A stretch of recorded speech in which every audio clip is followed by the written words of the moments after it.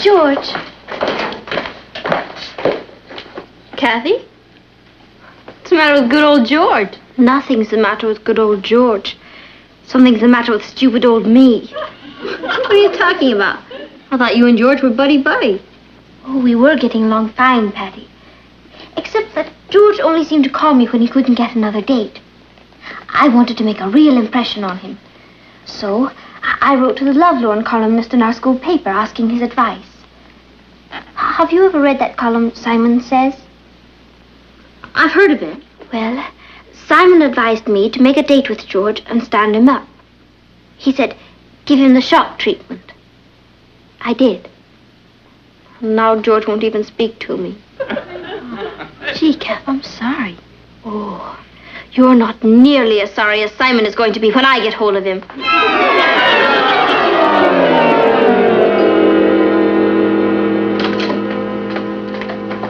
Hi, Pete. Hello, Simon. Here's your mail. It's been piling up.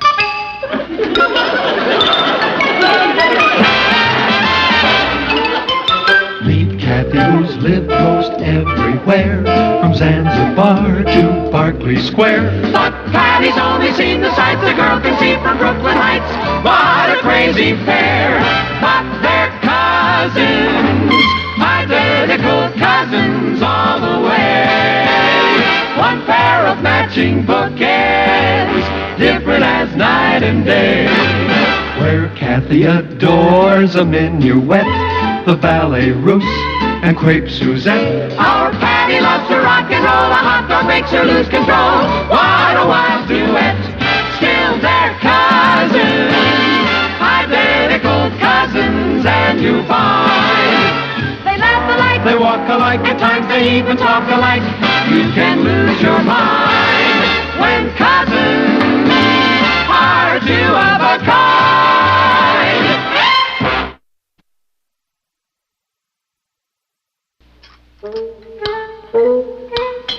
You haven't touched your breakfast, Kathy. I'm really not very hungry, Aunt Natalie. Is anything wrong? Nothing I won't get over. Would it help to talk about it? Some things are better left undiscussed. I don't mind talking about it. I just made a fool of myself. Oh, look, Kath, you don't have to tell them about it if you don't want to. I'd probably feel better if I discussed it. I could kill him. Kill who? There's a new advice to the Lovelorn columnist on our school paper. He gave me some silly advice, and I took it. Now George won't even talk to me. Oh, it's too bad. Who writes the column? Nobody knows. I've heard all kinds of rumors. It's supposed to be a teacher, a senior, a professional newspaper man. I hear he works miracles. Maybe he just didn't follow his advice properly. He told me to stand George up, and I stood him up. Well, that doesn't sound like very good advice to me. What's his full name? Simple Simon? Look, there are ways and ways to stand a boy up. You should have done it without hurting George's feelings. It was a good maneuver. You just didn't execute it right. Do you really think that's it? I know it is. You used the iron fist, but you forgot the velvet glove. Perhaps you're right. Why didn't I go to you for advice? Her? Yeah, what do I know? You know what I'm going to do? I'm going to write to Simon again and ask for more details. After all, he's a man. He should know how to handle men. No doubt about it. I'll write him this afternoon. Cuz? Yes? Sign it. Dissatisfied customer. Oh, if you feel like it.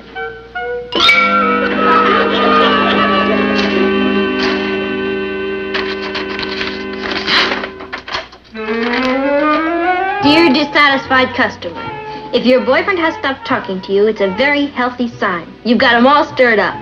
Simon says to let him see you out with another boy, And he'll come to his senses. From then on, he'll be eating out of your hand.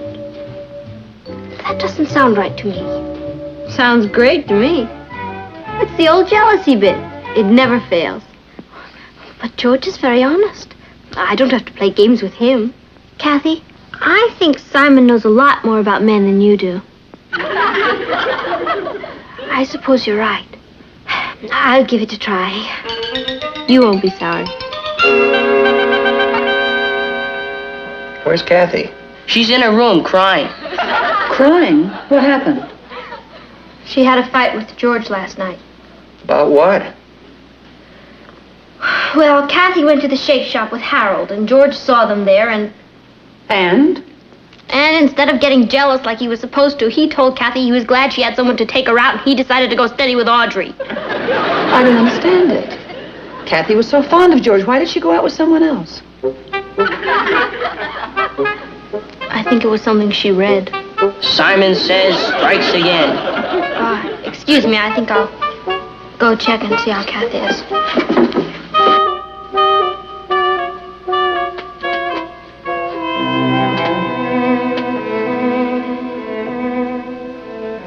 He's not worth it, Kath. He didn't even know enough to get jealous.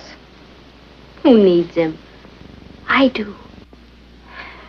Patty, I want you to do something for me. Sure, anything. You just name it. Find out who Simon Says is. I'm going to tear him limb from limb.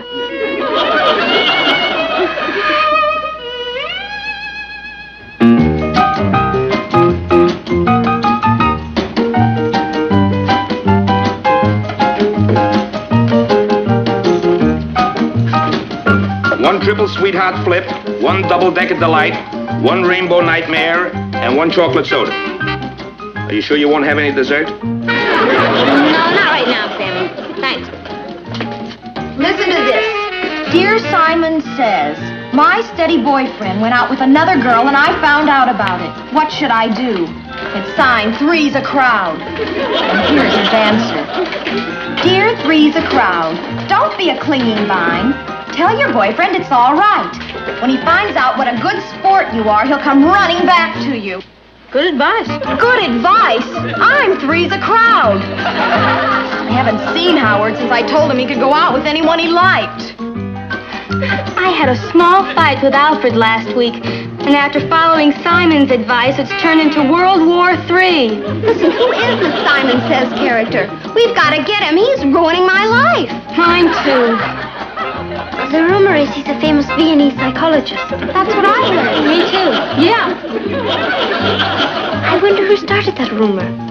Yeah, I wonder. Come to think of it, I think I first heard it from you. You did? Yeah, so did I. Well, then, if you heard it from me, there must be something to it.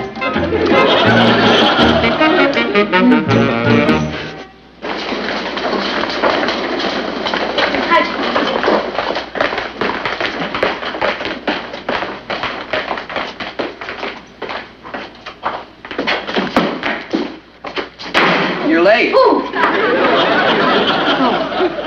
I got held up by my fan club. Look at all this mail. All that for me? Your column has really caught on, Patty. It gets 10 times as much mail as all the other columns combined. Hey, that's great, isn't it? Tell me, are most of the reactions pretty favorable? Well, no one's 100% right. You must be hitting 1,000. Yeah.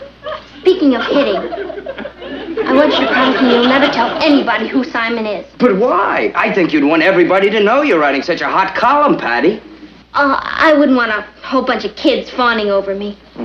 Will you promise? If you say so. Simon says so.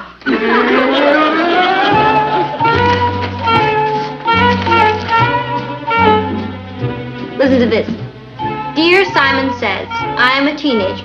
I've been going with one girl and she's a doll, but she's possessive and jealous. Please advise me. Signed, Stuck. He's stuck, all right.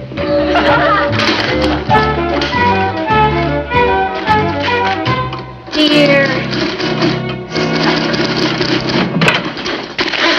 Stuck. We want Simon Says. What do you want him for? Just tell us who he is. We'll take care of the rest. I'm sorry, Kathy, but we're not allowed to give out that information. How many men work on the staff of the Bugle?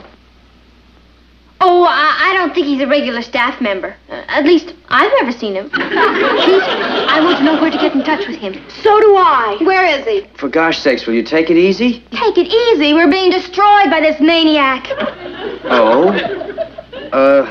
I tell you what, I'll have a heart-to-heart talk with him. Well, you'd better do it fast. My boyfriend Alfred wrote in asking him how much money Simon thought he should be making before he got married. Simon advised him to join the Merchant Marine, and he did. That was Alfred? What was Alfred? I mean, that's Alfred, always running off somewhere. Well, he wouldn't have run off if it hadn't been for Simon Says.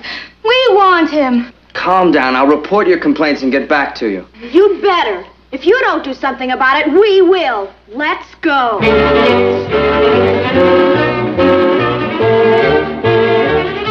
Have you heard anything yet? I'm working on it. How does it look? I think he's an English brain surgeon. I'll let you know when I find out something more definite.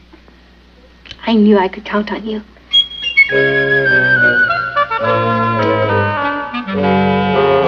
Well, congratulations on your happy fan club. Can't win them all.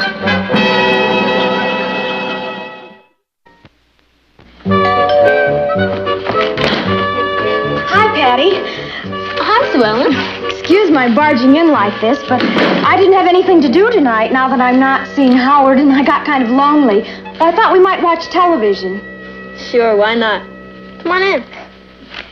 I guess a lot of girls at school are having the same problem. With everybody fighting with their boyfriends, there's not much to do evenings.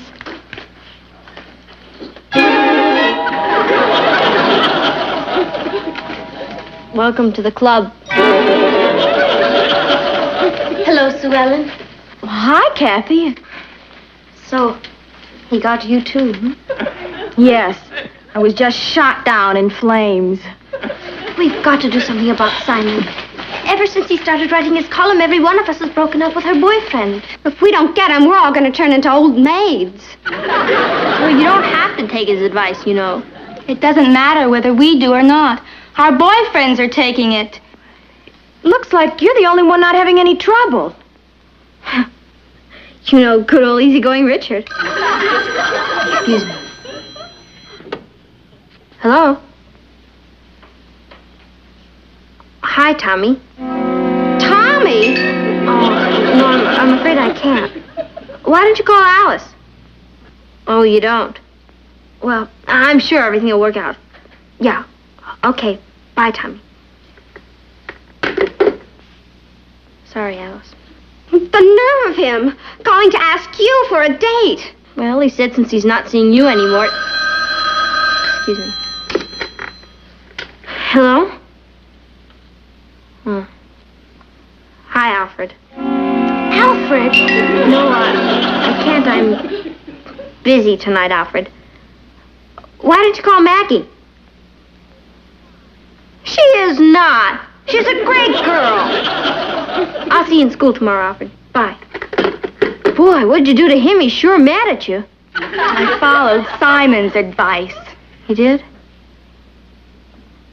What name did you write to Simon under? Troubled spirit. Why? Oh, just curious. Excuse me.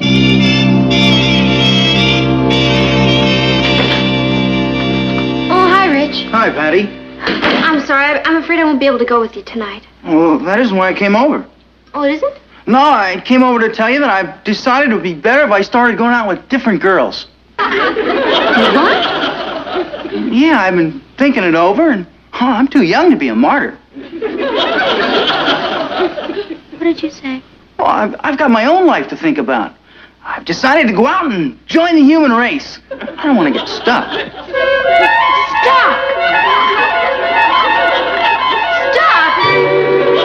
What?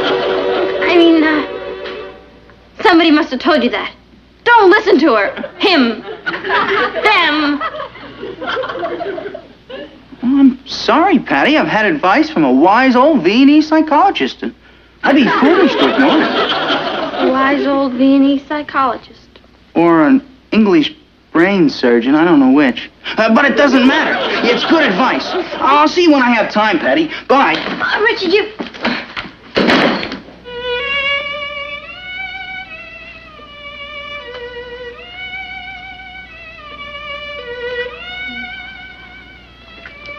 We've got to put a stop to Simon Says. Oh, Says. Say. And I think I know just how to do it. You do? I'm going to set a trap for him. What kind of trap? We don't know who Simon is.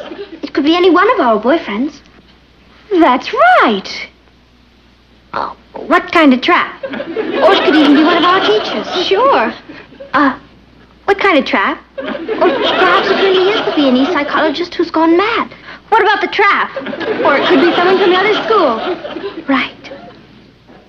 So, since we have absolutely no idea who Simon is, I think it would be better if I didn't discuss my plan with anyone. Well, you can trust me.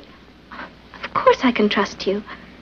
But I have to set this up myself, Patty. Can't you tell us anything about the trap? I can tell you one thing. Yeah? It can't miss.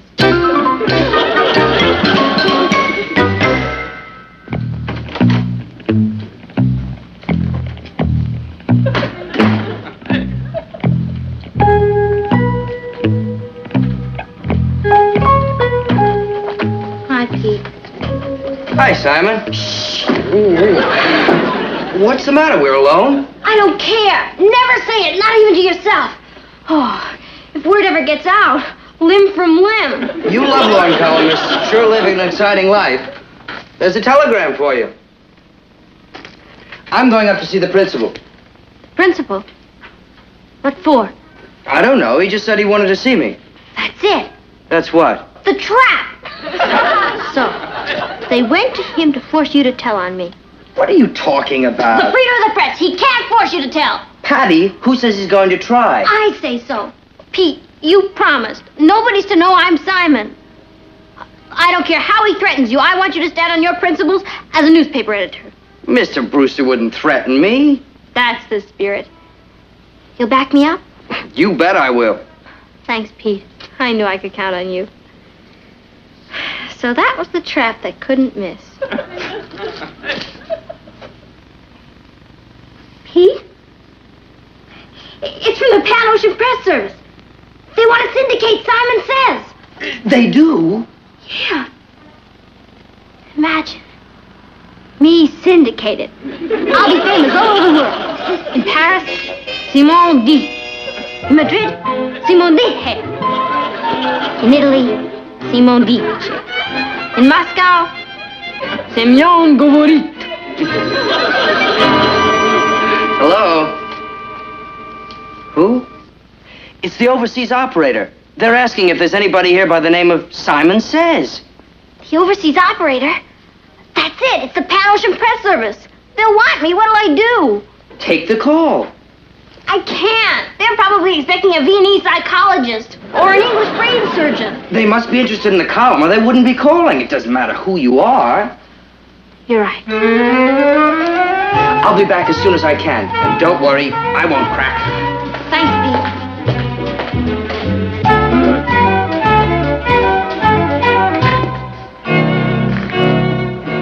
Hello? Yes? This is Simon Says. I cannot hear you, operator. Could you speak a little louder? We got him. It's London calling. Are you still there? I am here, operator. Who is calling? It's the Pan Ocean Press Service calling. Mr. Blodgett. Do hold on, won't you? He's ready. Take over. Hello, Hugh Blodgett here in London. Simon Says here in America.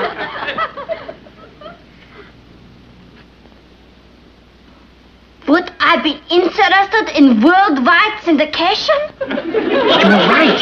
He sounds Viennese. Keep him talking. Let's go get him. Oh, I'm so sorry I couldn't find Patty. Yes, she'll be sick missing all the fun. When can we meet to discuss this, old chap? I do not think we will be able to meet. I have a very busy schedule. May I suggest you just send me a contract?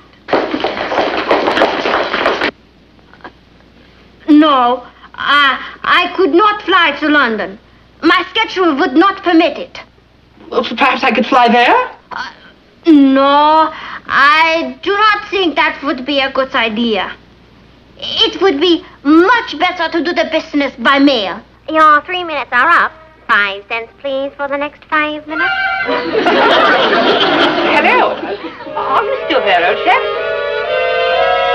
Hello. Hello. Hello.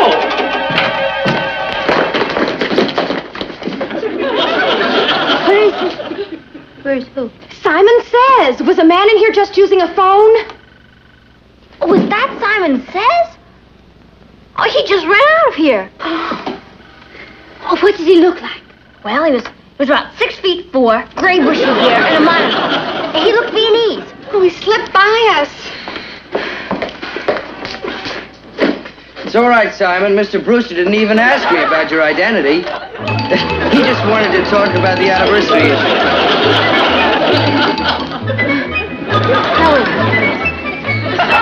You think I'm really...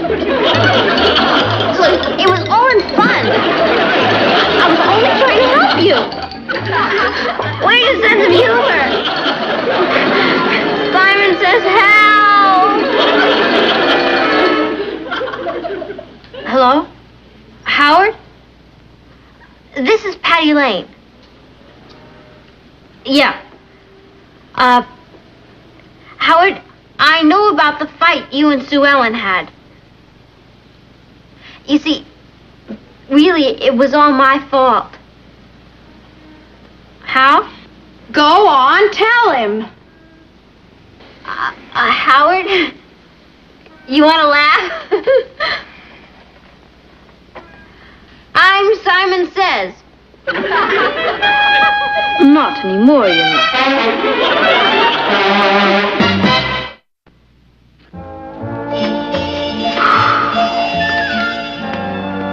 Hey, business seems to be off tonight. Where are all the crowds? Back with their boyfriends where they belong. Oh, I see. I understand you're not in the columnist game anymore. That's right. I've been demoted to selling want ads. They have a new Simon Says. Who is it this time?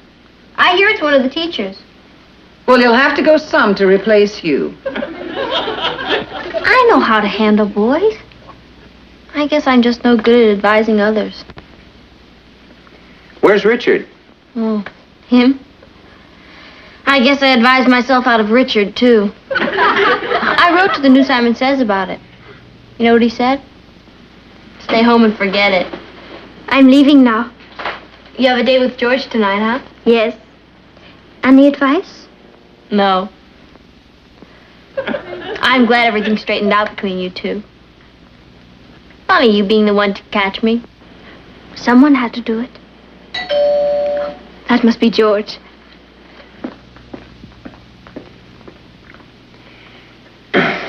Patty, I know you meant well. Oh, I always mean well, Papa. Just never turns out right. Well, there's one good rule to learn. Before you give expert advice, be sure you're an expert. I'll remember it. Although I doubt if I'll ever have any chance to use it again. Well, hi, Richard. Hi. Hi, Richard. Hi. What are you doing here? Simon said you'd be miserable without me. Simon said that? That's right. I did. Hi.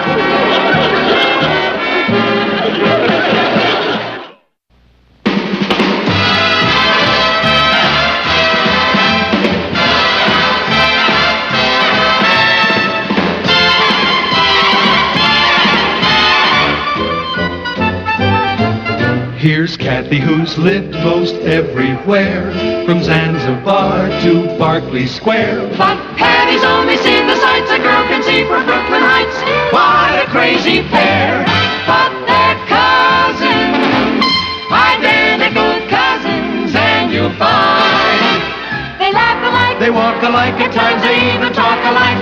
You can lose your mind when cousins are. Congratulations. Hi, group.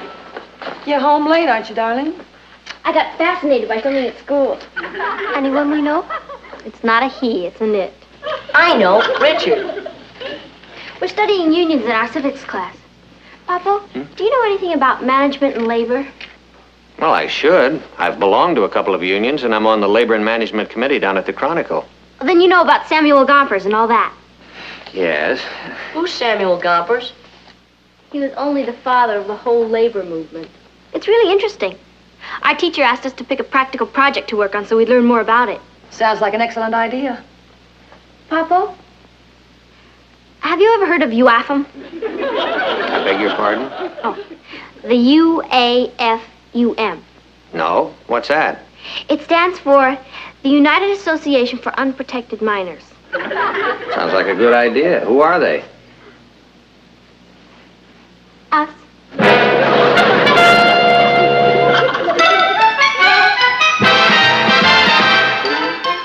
Meet Kathy, who's lived most everywhere, from Zanzibar to Berkeley Square. But Patty's only seen the sights a girl can see from Brooklyn Heights. What a crazy pair, but they're cousins, identical cousins all the way. One pair of matching bouquets, different as night and day. Where Kathy adores a minuet, the ballet russe, and crepe Suzette. Our Patty loves her rock and roll, a hot dog makes her lose control. What a wild duet, still they're cousins, identical cousins, and you'll find they laugh alike, They walk alike, at times they even talk alike. You can lose your mind when cousins are two of a kind.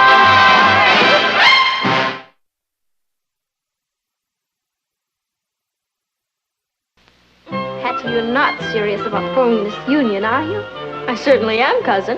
What do I need a union for? I'm just a kid. I'll tell you what you need a union for, kid. How much is your allowance? 50 cents a week. How'd you like 75? I need a union. You don't need a union to deal with your own family. They give you everything you want. Oh, sure. But this way we'll have more strength. Now when they give us something, they're doing us a favor. Once we're unionized, they have to give us what we want. Patty, I have a feeling there's disaster ahead. Will you stop being a worry bird and leave everything to old Patty? How soon do I get my 75 cents, old Patty? Immediately. We're going to call a meeting of labor and management. We're here as a grievance committee for the UAFUM. Oh? What's your grievance? Kathy's father has just sent her an increase in her weekly allowance. I feel it only fair that I should have an increase, too. When she says I, she means we. Oh, yes, I'm speaking for the entire membership. Well, as management, your mother and I feel we should point out that being the member of a union carries its obligations as well as its privileges. We understand that, Papa. Patty, do you feel you really need a union? Well, certainly. Everybody's unionized today. It's kind of a status symbol. I don't really think it's necessary, Patty. Papa, it's part of the American way of life. What do you think, Martin? Well, I suppose it can't do any harm. Then we get the raise in our allowances? Oh, I didn't say that. Oh. I don't see why Kathy's increase should affect you and Ross. What's the matter? Have you got something against collective bargaining? Well, no, of course not. Papa, this is our first time at it. It'd be terrible for us psychologically if we lost. I must say I've never heard that argument used before in collective bargaining. But I'm sure it's just because nobody's ever thought of it. Well, all right. You have your increase. Did I tell you? It works. Thanks, Mom. Papa, it's going to be a pleasure doing business with you. Your management was real hard. Membership, we need another meeting. We'll be back. Bye. I didn't like the sound of that "we'll be back." Martin, do you think we've made a mistake? No, of course not. This will be a good experience for them. As a matter of fact, I was going to increase their allowance anyway. So we'll let them think they've won a victory. It'll boost their morale. All right, we've won our first victory, but we're not going to stop with that. We're just beginning to feel our strength. Boy, they were really frightened of us, weren't they? Of course they were, because we're united. Patty, I really believe this is going to work. You bet it's going to work. If we'd known about this years ago, we could have been rich today. Do you realize a thing like this could sweep the country? We could organize all the kids in America. And charge them dues. Say $1 a month. Even if we only got 1 million kids in, that's $1 million a month. Maybe we better concentrate on us first. We've already gotten what we want. Are you kidding, Kathy? We haven't even started. Oh, what else do we need? Fringe benefits. Oh. Here, take notes. First, any member of the UAFUM who feels that he or she... Patty, you call these fringe benefits? Yes, sir. The members of the UAFUM feel they're just demands and therefore we're entitled to them. You all in agreement on this? Yes, sir. Yes, sir. It sounds unanimous. Well, I have some news for the UAFUM. We have our rights, I'm and our gonna give demands you are what you reasonable, want. and we won't take no for an answer. If you think that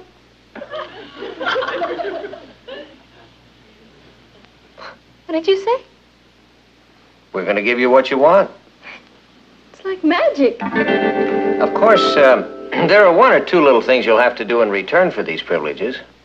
Sure, anything. Now, you want to be guaranteed a movie every Saturday night.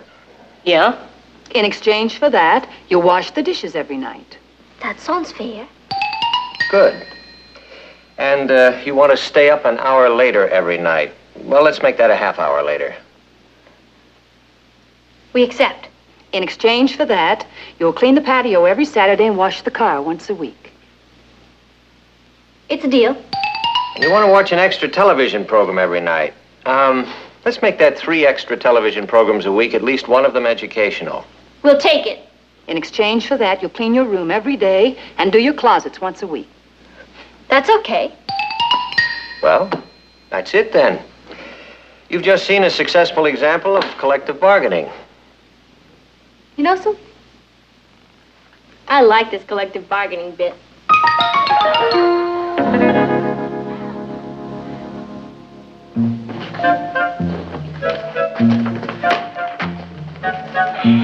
Boy, this is real manual labor. Why don't we form a union? Don't worry, it's worth it.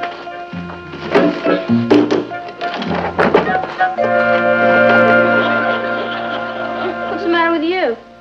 I am beat. I can't clean my room every day. It'll kill me. Think of all the benefits you're getting. What benefits? I've been working so hard I wouldn't know a fringe benefit if it came up and hit me in the face with a wet towel. Are you sure Samuel Gumper started this way?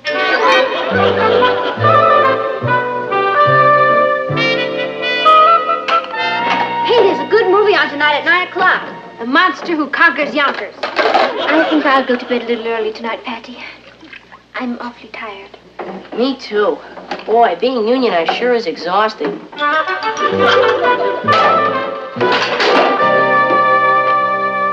You know, I think this is the easiest week I've had in years, and I feel a little guilty about it. The children have been wonderful. They've cleaned their room, done the closets, the patio looks beautiful. Yeah, I had a notion that letting them unionize was a good idea. Oh, you were right. Sometimes Patty gets carried away with her projects, but this one turned out fine. I think I'll recommend it to all our friends. Want to go for a walk? Yeah. Why don't we check on the union first?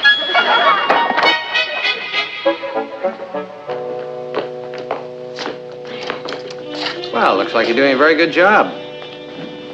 Thank you, Uncle Martin. While you're down there, Patty, be sure you get the hubcaps. Oh, I wouldn't forget the hubcaps, Papa. We're going out for a while. Enjoy your television program. Thanks a lot. See you later. Come on, honey. Bye. Bye.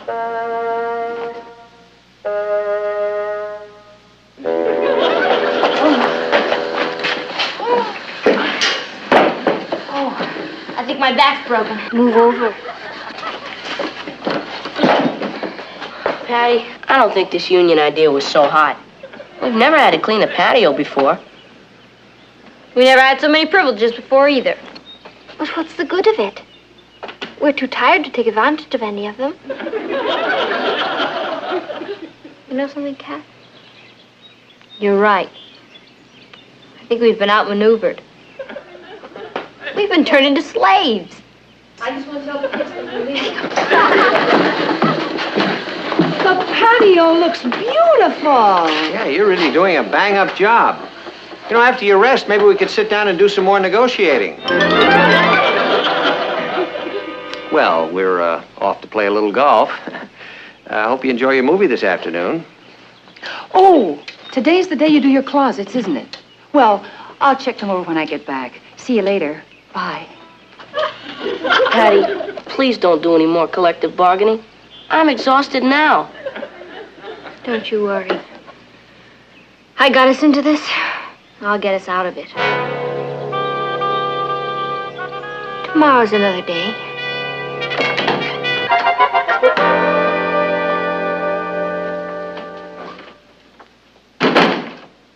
The house is sure quiet. I'm surprised they're not watching television. I suppose they're too tired. They had all those dishes to wash. Oh, Martin, do you think we're overdoing this? What's the matter? You anti-union? Well, they have been taking it very seriously. Well, I meant for them to take it seriously. See, I want them to learn that privileges carry obligations. You don't get something without giving something. I think that's an important lesson for them. I suppose you're right, but I've had so little to do since they joined the UAFUM, I feel guilty. I've become a lady of leisure. Well, how about a snack, lady of leisure? Fine. I'll fix you a sandwich.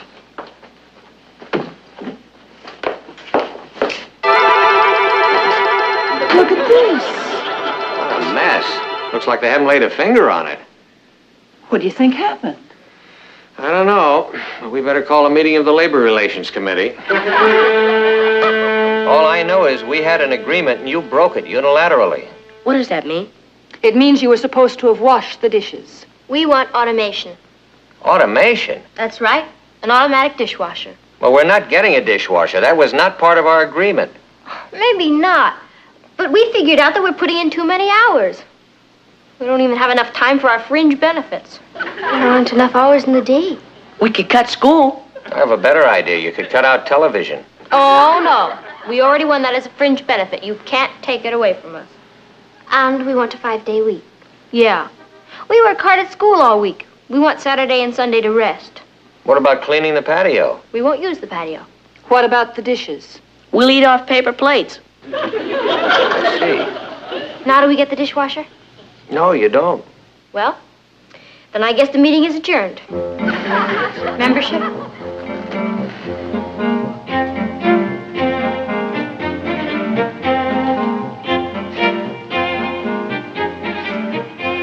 Well, how do you like that? Well, I think it's kind of funny. I don't. I've gotten used to not washing the dishes. Don't worry, they'll come around.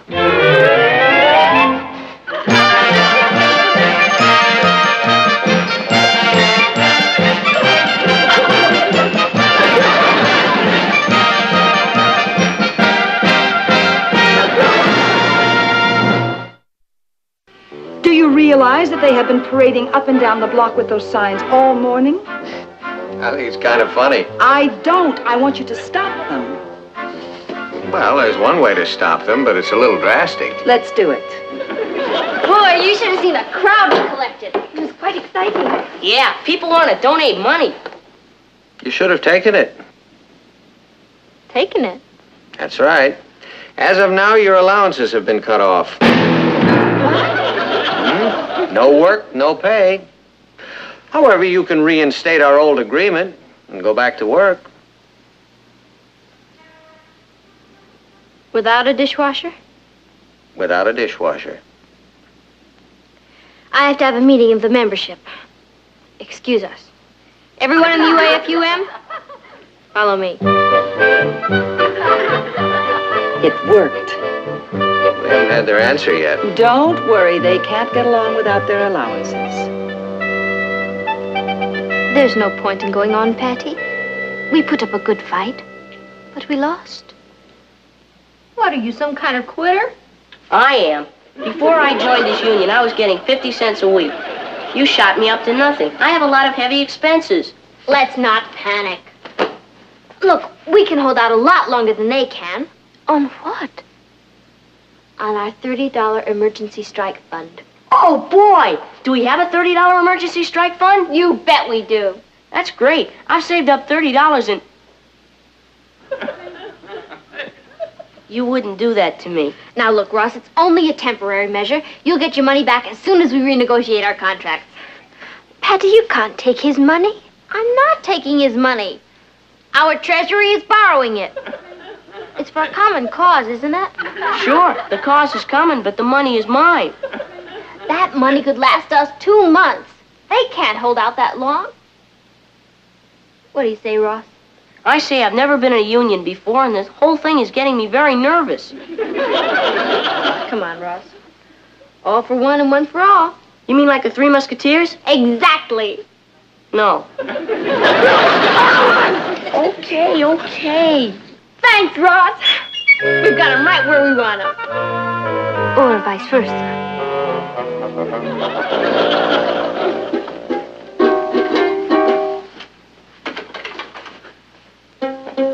Aren't you two getting up? It's 10 o'clock. It's Saturday.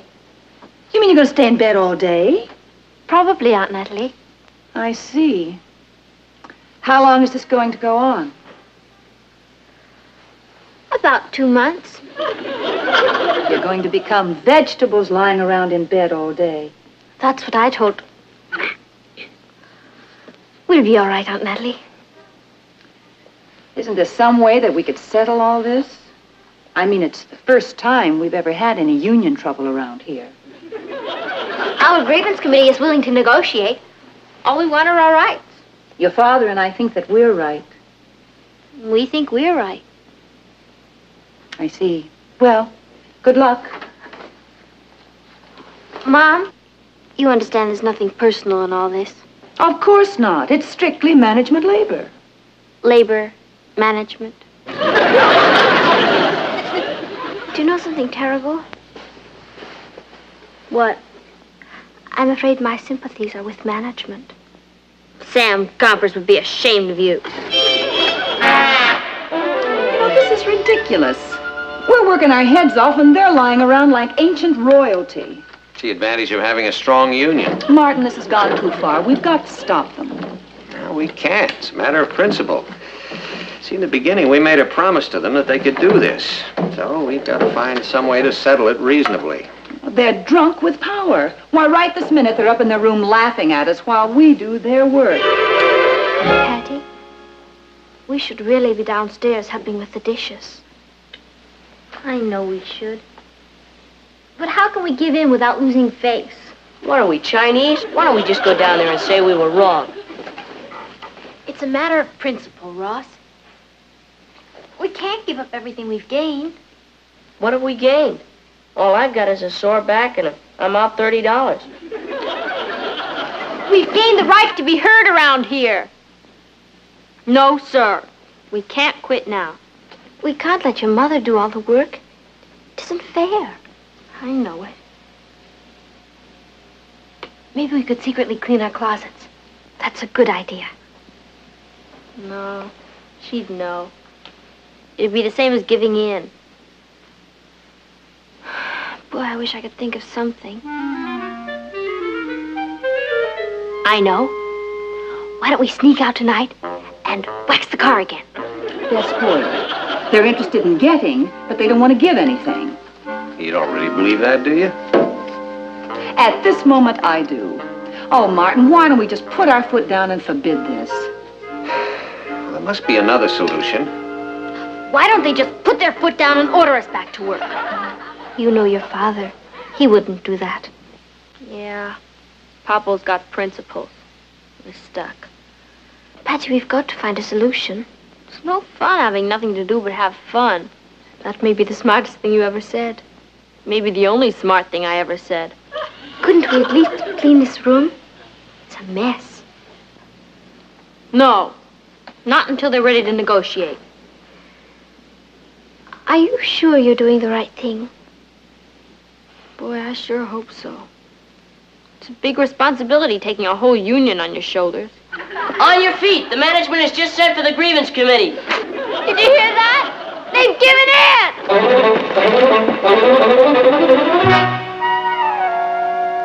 Sit down, please.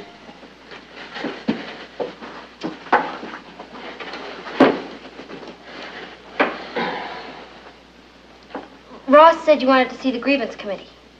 Yes. We'd like to get this matter settled. So would we. We see no reason why we can't settle it right now. Oh, that's great. We don't want to be unreasonable. I mean, we're willing to compromise. Oh, I don't think you should have to compromise. You mean we get the automatic dishwasher, we stay up an extra hour later, watch more television, go to the movies? Well, that wasn't quite what we had in mind. Oh? What did you have in mind? Well, your mother and I were so impressed with your union that we've decided to form the PAMP. I beg your pardon? The PAMP. That's PAMP, all right. That stands for Protective Association for Misunderstood Parents. You're kidding. Oh, no. No, we're perfectly serious. I can't tell you how thrilled I am about it. For instance, I voted myself an 8-hour day. That means you can have your choice of breakfast or dinner. I won't be able to cook both. But you're a mother. I'm a union member first and a mother second. Oh, boy. As far as the dishes are concerned, I'm assigning each one of you his own set of dishes. Now, you may wash them or not, as you please. Well, my 8 hours are up, so I think I'll go off to bed and read. That's my fringe benefit for Monday. Have a nice day. You can't do that. Yes, I can. This may come as a surprise to you, darling, but we parents are human beings, too. What we give you out of love, not because we have to. We like it received the same way. Don't you know how much we appreciate you and Papa? Well, there hasn't been much indication of that lately, Patty. I guess I got carried away again. I'm sorry. Could you wait a second while the grievance committee votes on something? Votes on what? I make a motion that the UAFUM be disbanded forever. Do I hear any seconds? I second the motion.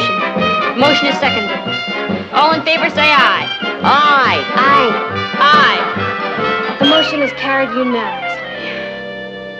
You sure that's what you want? You bet it is. This is the worst mistake I ever made in my whole life. And she's made some beauties. Well, I must say that changes things. Natalie, I would like to move that we permanently disband the PAMP. Do I hear a second? I second the motion. All in favor? Aye. The motion is carried unanimously. Hooray. Boy, I'm glad it's all over. Are you? Wait until you see the dishes waiting for you in the kitchen. I don't care. Neither do I. Well, now that I'm not a union mother anymore, I suppose I'd better go start dinner. Oh, it was a nice vacation while it lasted. I'll help you, Aunt Natalie. So will I. Me too. Gee, I'm glad everything's back to normal. Hey, let's try to keep it that way for a while, huh, Patty? Sure.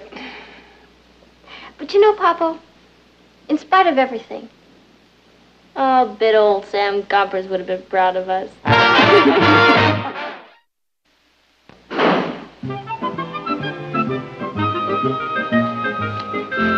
Hi, Group. You're late, darling. I got fascinated by something at school. What did you say? guess what we're studying in our zoology class? Live snakes. Look at this. Hey, Patty, no, what are you... What's everybody so excited about?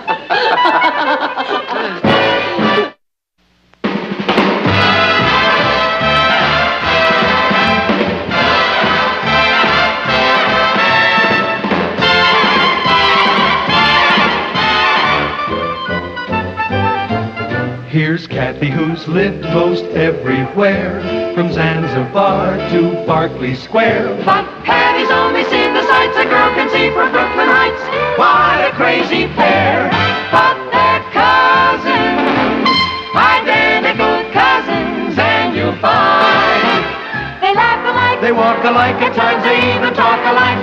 You can lose your mind when cousins are two of a Quaint old English street.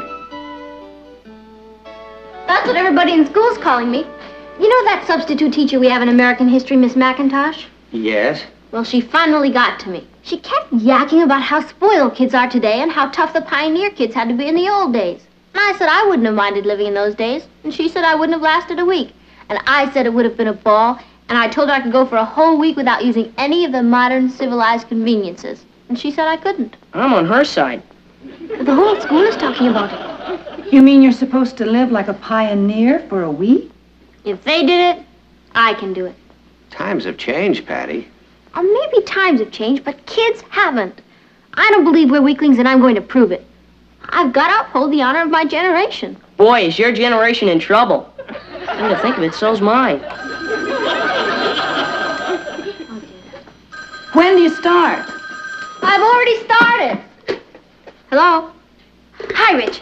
Listen, Rich, this is very important. Do you remember last week when we went downtown to get those things for school? Yeah. What? I think you'd better hang up. Why? Because the telephone hasn't been invented yet. Oh.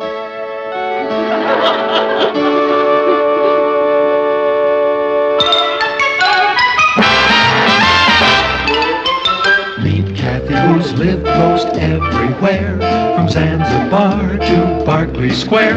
But Patty's only seen the sights a girl can see from Brooklyn Heights. What a crazy pair, but they're cousins, identical cousins all the way. One pair of matching bookends, different as night and day. Where Kathy adores a minuet, the ballet russe, and crepe Suzette. Our Patty loves to rock and roll, a hot dog makes her lose control. What a wild duet, still they're cousins, identical cousins, and you find they laugh alike, they walk alike, at times they even talk alike. You can lose your mind when cousins are two of a kind.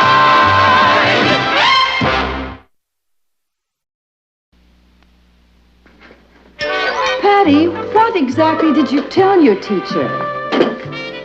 I told her that I could go for a week without using anything we didn't have back in 1800. Do you have any idea what you're letting yourself in for? Pablo, I've got to prove that kids today aren't soft. Except in the head. Can't we put him up for adoption? Who'd have me? You got a point.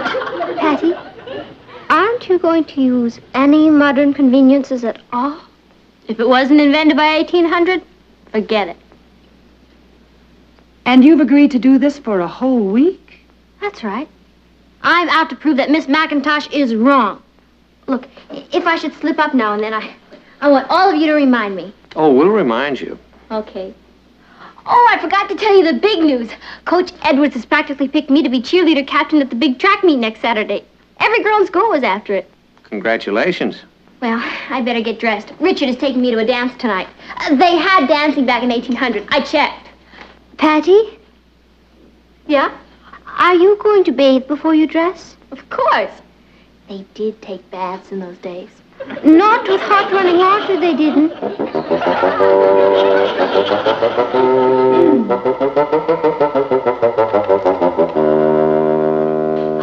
Oh, boy. Oh, I never knew water could be so heavy. No wonder they only took baths on Saturday nights.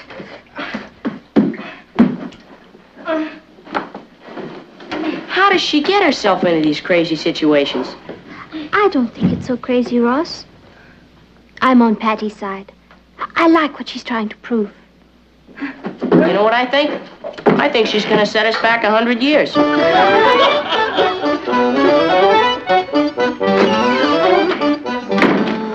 was your bath? Smell the Eskimos. By the time I put the last bucket of hot water water into the tub. It was ice cold.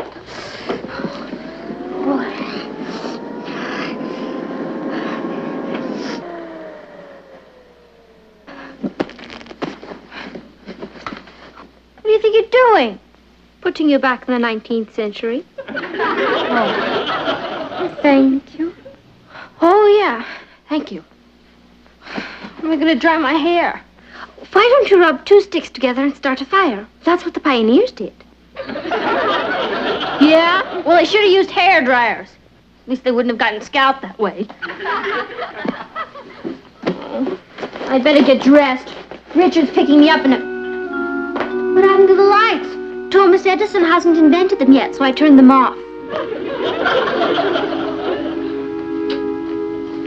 Oh! Oh, boy. Here. Here, what? Am I supposed to get dressed by that? Your great-great-grandmother did. Oh, yeah, but have you ever seen pictures of how she looked?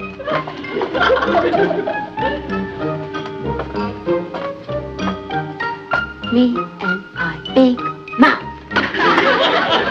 Oh, that's an interesting hat. I couldn't get my hair done. Here. Oh, there's my Lord and Master. You know, that Bela Lugosi is the greatest. Hi, Rich. Never mind the high rich. You know you hung up on me this afternoon? Yeah, sorry about that. I can't talk on the telephone for a whole week. You can't. Why not? It hasn't been invented yet. What? Look, it's a long story. Come on in and say hello to the old folks at home. Hasn't been invented yet. Now, wait a minute. Oh, hello, Mrs. Lane. Mr. Lane? Hello, Richard. Richard? Well, let's go. He has all the social graces, hasn't he? Patty, Tootie Henderson's band starts playing at 8 o'clock. I don't want to miss any of it. We'll have just enough time to make the first number. Where is that dance, Richard? Over at Danceland. It's about 3 miles from here, isn't it? Yeah, but I've got my car outside. Oh.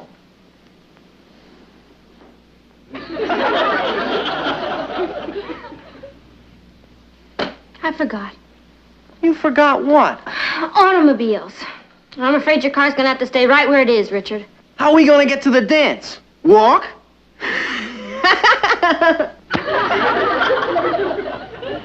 He asked you a question, dear. Yeah. Richard, my boy, hasn't it occurred to you that people don't get enough exercise these days? Sure. That's why we're going dancing. Mom. Would you mind walking? Walking 3 miles to a dance? Is it because you don't want her to ride with me? My driving's improved a lot, Mrs. Lane. I haven't had an accident since Monday, and it was nothing. I mean, I got a scratched running board, but it wasn't my fault. Your car has a running board? What are you driving, Richard? An Essex. An Essex. If you're worried, I could spring for a taxi cab. Richard, Patty can't ride in any vehicle this week. Except a covered wagon. A what? You mean like an automobile hasn't even been invented yet or something? Now, wait a minute. First the telephone. Come on, and Richard, now- I'll explain on the way. Say goodnight to the nice people. Patty, if you think I'm going to walk 3 miles to a dance, Patty, are you? a lazy one. You want to come in, Rich? This has been one of the most interesting evenings of my whole life. I'm sorry about the way things turned out, Rich. I didn't mind walking 3 miles to Danceland, but the 10 miles back... Patty, why do we have to leave when we got there? I told you because they were using microphones And pioneers didn't have microphones. Yeah. Now you want me to do this right, don't you? Sure, but without me. I'll see you next week when you come out of orbit and return to our time zone. You know, sometimes I think you really are an escaped Martian. Sorry, Rich. Oh, forget it. And I mean forget it. Rich. Good night. Good night. And watch out for the wild Indians. Is that you, Patty? Mm-hmm.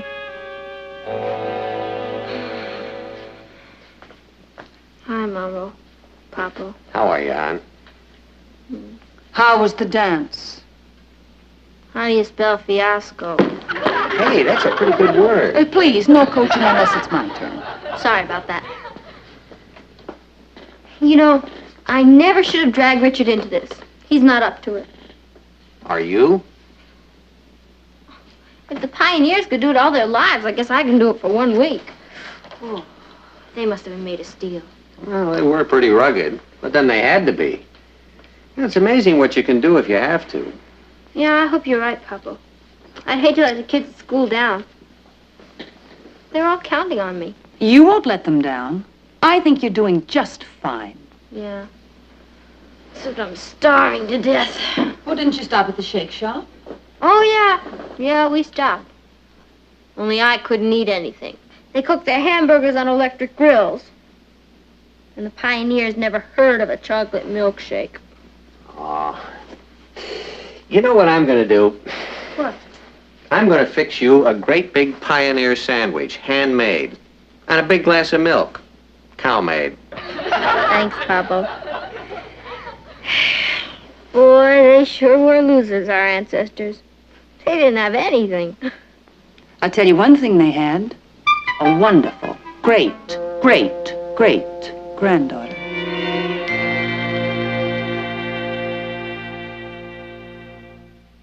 One of us in this room is the murderer, and I'll tell you who it is.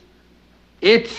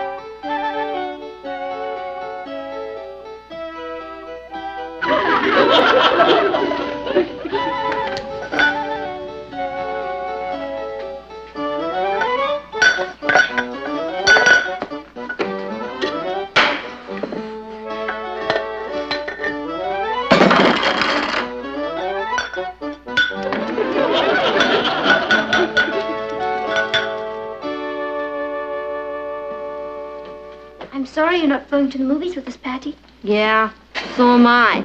I've been dying to see the monster with 3 heads. We'll tell you all about it. Oh, you don't have to. It's my autobiography. Good night. Night. Hi, Kathy. Pioneer lady, you sure you don't want to go skating? I bet they ice skated. In the middle of a heat wave? Okay, see ya. Have fun. If you're going ice skating, put on a heavier sweater. Got one on a rig. We're leaving, darling. You sure you don't want to go to that jazz concert with us? I'd love to. But it'd be cheating. I don't think the pioneers went to jazz concerts. You know, we're really proud of the way you're sticking to this, honey. Oh, there's nothing to it. You know, a lot of kids would get bitter about having to take icy baths and walk everywhere and not watch television or use electric lights or telephones or go to movies or jazz concerts. A lot of kids. But not you. No. That's wonderful, darling. We'll be back early.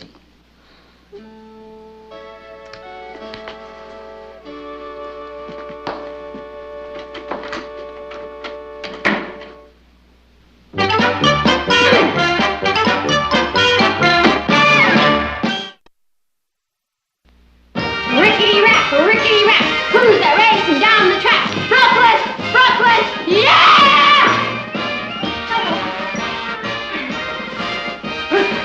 Brooklyn, yeah! She's been carrying on like that all evening. The big track meet is Saturday. What just You mean we have to listen to that until Saturday? What about that one? Noisy. Papa, yells are supposed to be noisy. It's up to me to give inspiration to the team. Being captain of the cheerleaders is a very big responsibility. Are you definitely captain? Well, practically, definitely.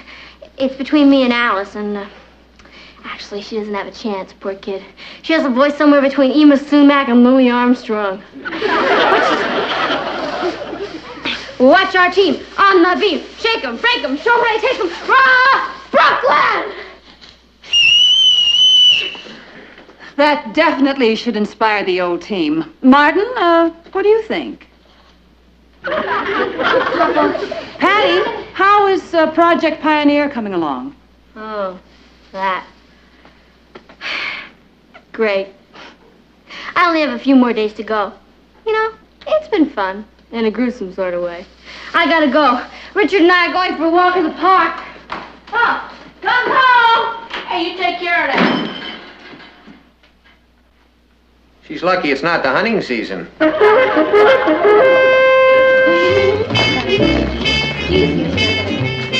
What do you have, Kathy? Sammy, I think I'll have a cheeseburger and a chocolate milkshake. I'll have a peanut butter on Dayton nut bread and a banana split. I'll have the same. I'll have a cheeseburger, a chocolate milkshake, peanut butter and Dayton nut bread, and a banana split. Another year with you, Richard, we can all retire. What do you have, Patty? Glass of water, no ice. How long are you going to keep this up, Patty? Until I drop dead or Monday, whichever comes first.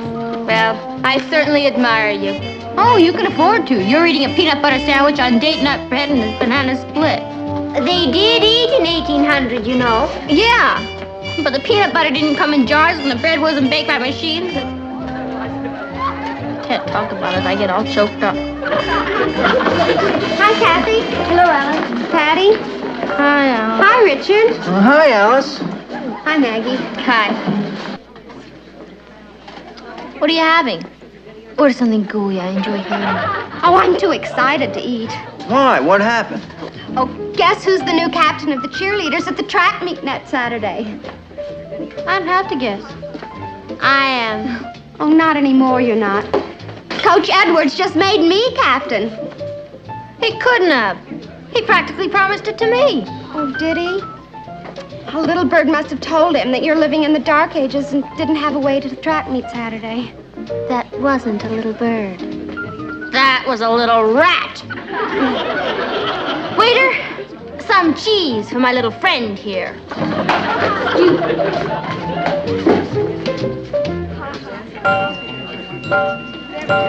Yes, Patty, but You just can't let Alice be captain. I know all the yells. Yes, Patty, And I but- was captain last year. Yes, Patty, but- All the kids are counting on me. Yes, Patty, but...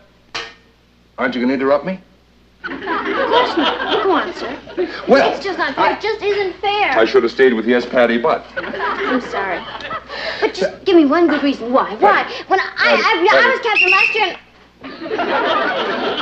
Now, I understand that you've entered into a bargain with Miss McIntosh, your history teacher. Is that right? Yes, sir.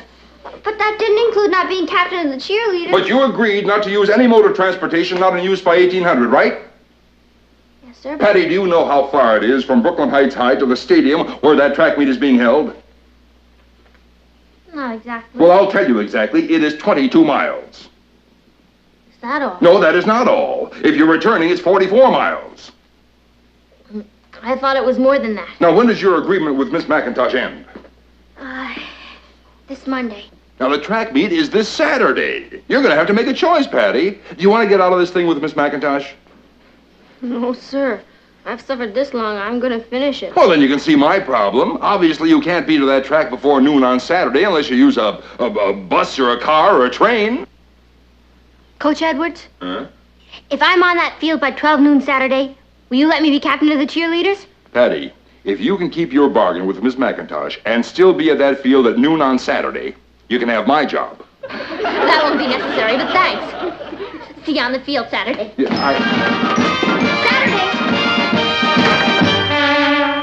You know, I was thinking, Saturdays don't come around that often. Why don't we all take a drive up into the country today? Oh, I'm sure Patty can't go with us. In the first place, she's not riding in anything this week, and in the second place, today is the day of the big track meet. Oh, I forgot. She's captain of the yelling team. They call it cheerleaders. They can call it what they want, and I'll call it what I want. There's no problem. Patty isn't going to be the captain. I thought Coach Edwards said she could be. Only if she got out there by noon. Kathy told me the field is 22 miles away. 22 miles away? Where is Patty? Upstairs asleep. It's after 9 o'clock. She couldn't make it out there now unless she ran all the way. Oh, hi, Kath. Good morning, Uncle Martin, Aunt Natalie, Ross. Good morning, Kathy. Morning, Kathy. When I got up this morning, I found this on Patty's bed. It says, "Please don't worry about me. Henry is taking me to the track meet. We'll be back late." It's signed, Captain of the Cheerleaders, almost.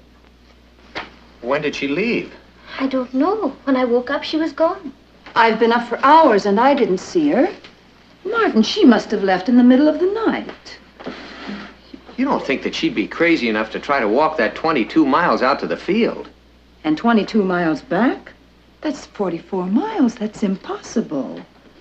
Well, of course, it's been an impossible week. You know, frankly, I never thought she'd stick to that agreement she made, but she did. Well, I suppose if she could go back 165 years, she can walk 44 miles. 44 miles? Oh, Martin, she'll be dead when she gets home. You know, maybe I'll take a little drive out there. Well, you know, in case she'd like a lift back. Well, I mean, 44 miles. If I know Patty, Uncle Martin, she's not going to want a lift back. Yeah, she's stubborn. She'll crawl first. I don't know how the rest of you feel about this whole idiotic thing, but I'm so proud of her I could just burst. You know, if she wasn't my daughter, I'd write an editorial about her. Maybe I will anyway. Why don't we have a surprise for her when she gets back? What kind of surprise?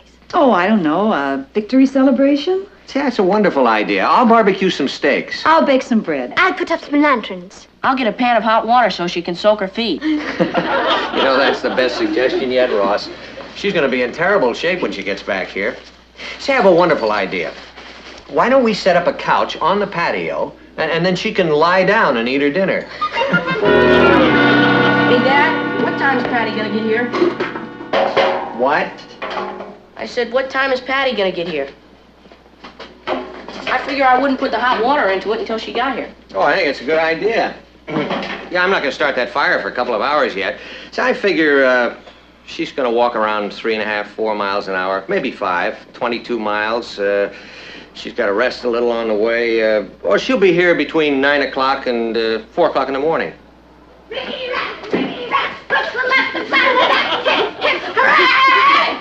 Oh, you should have been there, Papa. We won everything. The 100-yard dash, the 50-yard dash, the broad jumps, the hurdles, everything. Oh, boy, I wish you were there. Even you, Ross. Honey, you just came from the track meet? Yeah, it was a clean sweep. You mean you walked all the way out there and... Walked? No, I never could have made it in time. Henry gave me a lift out and brought me back. That's exactly what I would have done, Patty. Yeah, me too, sis. Well, actually, it was very wise of you, dear. Yeah, there's nothing to be ashamed of. I mean, I guess it was a kind of a silly agreement anyway. I don't understand what you're all talking about. Oh, about your giving up your Pioneer Week agreement with Miss McIntosh. Well, if Henry gave you a lift out, I think maybe you all better meet Henry.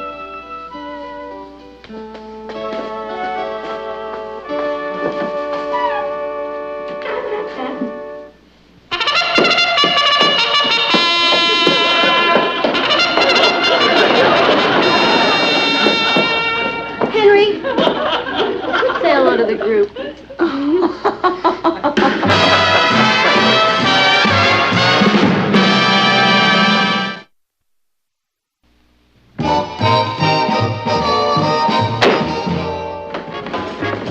Hello, darling. Oh, hi. Sounds like Patty's having a little party. I don't blame her. She's entitled to her victory celebration. Oh, I bought her a present. She can keep this as a reminder of Pioneer Week. I don't think she'll ever forget Pioneer Week. I know I won't. What's going on? Must be an overload in the neighborhood. Or even closer.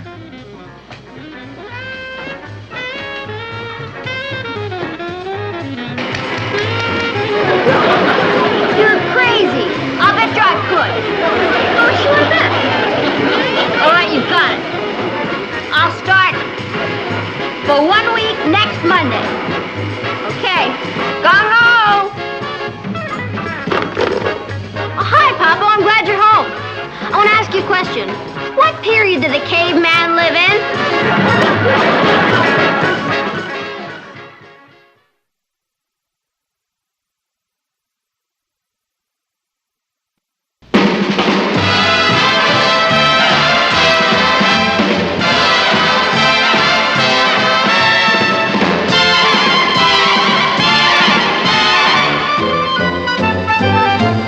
Here's Kathy, who's lived most everywhere, from Zanzibar to Berkeley Square. But Patty's only seen the sights a girl can see from Brooklyn Heights. What a crazy pair! But they're cousins, identical cousins, and you'll find they laugh alike, they walk alike, at times they even talk alike. You can lose your mind when cousins. Give me a report later. I'm going to the library now. Don't you want to go to a matinee this afternoon? The Mechanical Werewolf from 100,000 Leagues Under the Sea is playing. Oh, I'm afraid I'll have to miss it.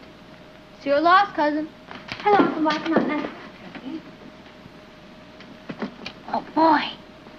Patty, what are you doing? Watching our new neighbors move in. They have a grand piano. Maybe they have a teenage son who plays it. Or perhaps a gray-haired old grandmother. There's a baseball bat. That doesn't belong to any gray-haired old grandmother. Patty, don't you think you're being just a little inquisitive? Also friendly. How else can you get to know your neighbors? Look, they're carrying in a tool chest. Maybe the father's a burglar. There's a tennis racket. It looks like a teenage boy's tennis racket. He plays baseball and tennis. He's an athlete. What is she, a spy for the FBI? There's a car pulling up in front of the house. Family's getting out. There's the wife. She's wearing a mink coat. There's the burglar. There's my baseball player. What does he look like? He looks like he's 12 years old. That's what he looks like. 12 years old? Yippee, I got a new best friend. Yeah. Look at that flowered chair. They sure don't have much taste in furniture. All right, Patty, come away from the window and stop being so nosy. Who's being nosy?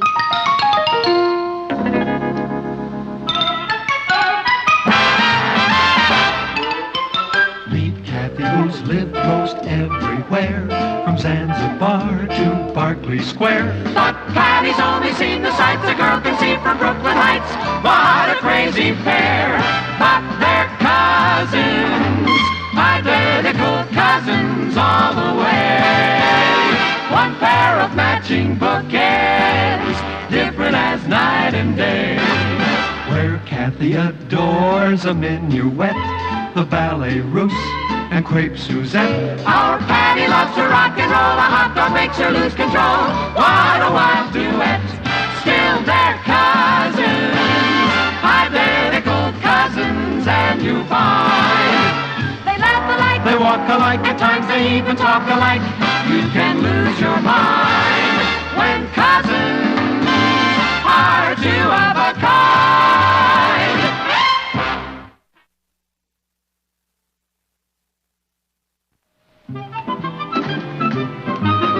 Hi, who are you? Who are you? This is Keith Gordon, our new next-door neighbor. He plays shortstop. Hi. How are you? Hello, Keith. Welcome to the neighborhood. Where are you from? He comes from Iowa. Idaho. In Brooklyn, we pronounce it Iowa. I understand you're going to be our next-door neighbor. Yes, sir. My father moved away from Idaho to get away from his sister-in-law. My father's a lawyer. He makes $12,000 a year. You know, moving days are really kind of hectic. Maybe you'd like to have lunch here with us. Oh, what have you got? Hamburgers? Okay. Can my brother come too? Oh, you've got a little brother? Why, certainly he may come. You two can play here today. And, Patty can help entertain you. Mom, the Mechanical Werewolf is Oh, the Mechanical Werewolf can wait. That's sure nice of you, Mrs. Lane. I'll go get Scotty. Oh, who wants to play nursemaid to 3 tadpoles? Have you ever seen a beautiful day go right down the drain? Oh, won't hurt you this one afternoon. Papa, these are my golden years. Every minute counts. He's coming. We'll wait for him. Good morning. I'm Scott Gordon. Well, hello, Scott. This is Mr. Lane. Well, Scott. Our son, Ross. All right. Excuse me, I think I left the water running upstairs. And that's Patty.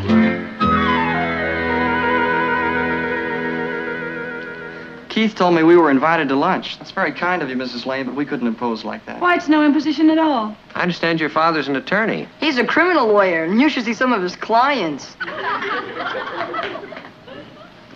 Did you get the water turned off all right, honey? Oh, yes. Thank you, Father. Hi. Well, I guess we better be going. Oh, aren't you going to stay to lunch? Well, some other time, thank you. My mother will drop over and give your mother some tips on markets and cleaners and so on. I'm sure she'll appreciate that. And then I can give you all the pert dirt on the neighborhood as seen through the eyes of a native. Pert dirt? Well, you know, the lowdown. How to tell the Mary Janes from the Scoties. If you get hung up with an ankle biter or a rink, you may just as well bag it. You'll have to teach me the language, whatever it is. It'll be a flip. I mean, be pleasure. Well, I guess I better get going. Pardon me. It was nice meeting you. Come on, Keith. So long. I'll walk you home.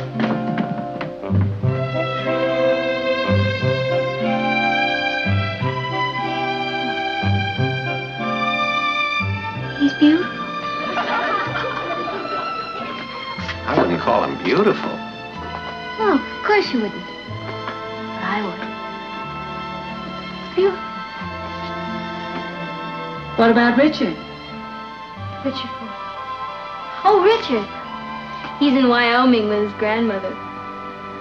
Whoever said absence makes the heart grow fonder must have been a man, and not a very bright one.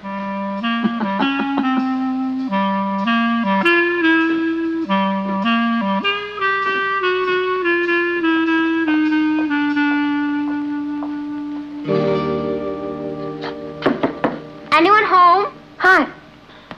I thought you were going to a movie this afternoon. What? I said I thought you were going to a movie this afternoon. Oh, I decided to stick close to home and get a fast tan so I'd look good for him. Him who? Our new neighbor. You'll meet him at our wedding. Do you know what I love about you, Patty? You have both feet firmly planted in the clouds. Well, meeting a boy is better than killing a day at the library. Oh, I didn't exactly kill the day. I met a boy myself. You're putting me on. No, it was quite nice, actually. Handsome? Attractive. Mine's a blockbuster. Mine's rather shy, but very intellectual. Mine's the athletic type. He's an extrovert. Say, why don't we double date? Mine hasn't asked me for a date yet. Neither is mine, but why quibble about details? Let's all go to a movie tomorrow night. See, I can't just ask mine to take me to a movie. Well, you need a lot of shaping up. You don't have to ask him. If you play your cards right, he'll ask you, and he'll never know what hit him. What are you looking for? I want to see what movie the boys are going to take us to tomorrow night. Have you ever seen a dream walking, Maggie? Well, he's it. And he lives right next door. I mean, I can walk him home in practically no time. I'll call you back. Hi, Keith. Are you having a good time? Of course he's having a good time. He's my best friend. Come on. How's your family? Your mother, your father? Your brother? They're okay, I guess. Where are they now? She means where's your brother? She's looking for a date for tomorrow night. I don't know where he is. Do you know if your brother has any plans for tomorrow night? I don't know. Why don't you ask him?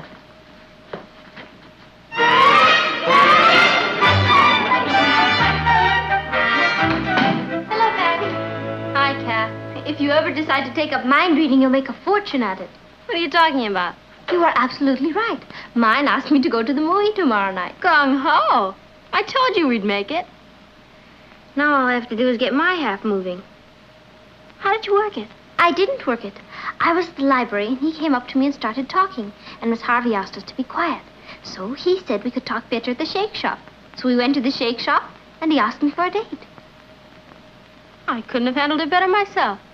Now I'll tell you what my strategy's going to be. I'm going to take the bull by the horns. I'll get it. That might be the bull himself. Ole? Oh, it's just an expression. Come on in. We were just talking about you. Well, I came about tomorrow night. Oh? First, I thought it would be interesting to see a movie, but then... What a great idea. Why didn't I think of that? Come on inside. Oh, I'd like you to meet my cousin Kathy. Hello, Kathy. Hello, Scott. You've met? Well, yes, we met this morning. I told you. Don't you remember? You mean he's... And then we met again this afternoon in the library. You mean he's... Kathy, I came to tell you instead of going to a movie tomorrow night, I thought we could go to a concert at Philharmonic. Van Cliburn's playing. Would you like to hear him? I'd love to. Patty, would your date be interested in that? We could all go together. I don't think so. Why don't you call him? He's busy tomorrow night. Oh, that's too bad. Well, I have some things to do upstairs. I'll see you, Scotty. Where'd I go wrong? You and your cousin really got along well, don't you? Oh, yes. We're more than cousins. We're very good friends. I saw him first with double-crossing Boy Snatcher. He's mine. That's ridiculous. He asked me for a date tomorrow night. Oh, sure. After you cornered him and forced him to. Shh. I didn't corner him, but I didn't force him to. Oh, you quiet ones are the ones to watch. My own cousin double-crossing her own cousin. Why didn't you tell me he was your boy next door? That have stopped you? No. That's what I thought. You told me he was intellectual and not very good-looking. That's the way I saw him. You told me he was an athlete and handsome. That's the way I saw him. You have Richard. I'll trade you Richard and 2 Beatle albums. Why don't we let Scotty decide for himself?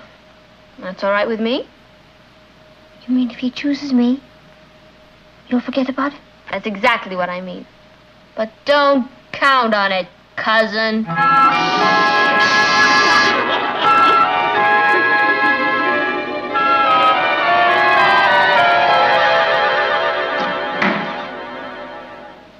Hi, Ross. What are you doing? I'm shoveling snow. Hey, that's very funny. Gee, homework can sure be a drag on a beautiful day like this. All the other kids are out playing baseball. I know. You should be out there with them. Yeah. I can just see you. You're standing up at bat. It's the bottom of the ninth. The other team's winning 3-0 with 2 outs and bases loaded. Everybody's counting on you.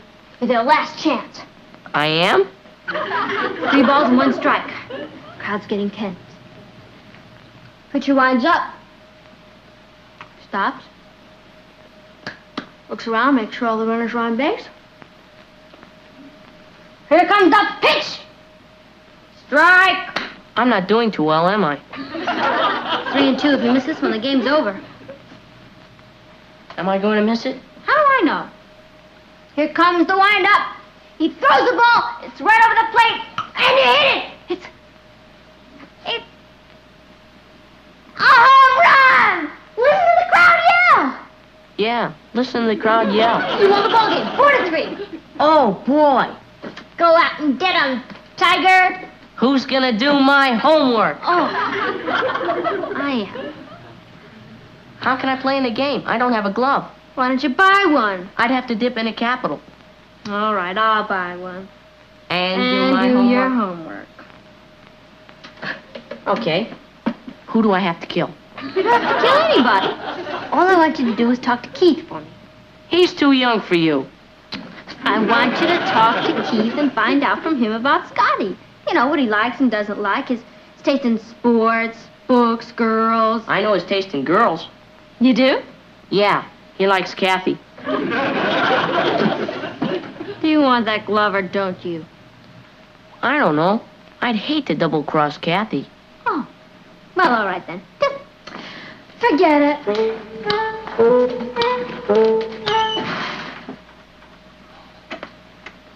Okay, I'll do it. I'll hate myself, but I'll do it. Good boy. I'll come see you someday in Yankee Stadium. I'm not bad. Just weak. Favorite actor, Laurence Olivier. Favorite sports, horseback riding and archery. Favorite food, strawberries with honey on them. Favorite color, green. Is that the kind of stuff you wanted? Exactly. The FBI couldn't have done better. Do I get my glove? Here, buy your own ball team. Thanks.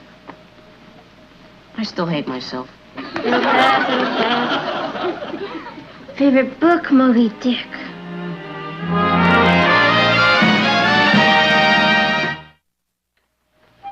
It was a wonderful concert. Thank you, Scotty. You know, Kathy, it's great finding someone who shares the same interests you have. You're the only girl I know who likes Bach cantatas. Am I? I'm so glad. So am I. I'll fix you a snack.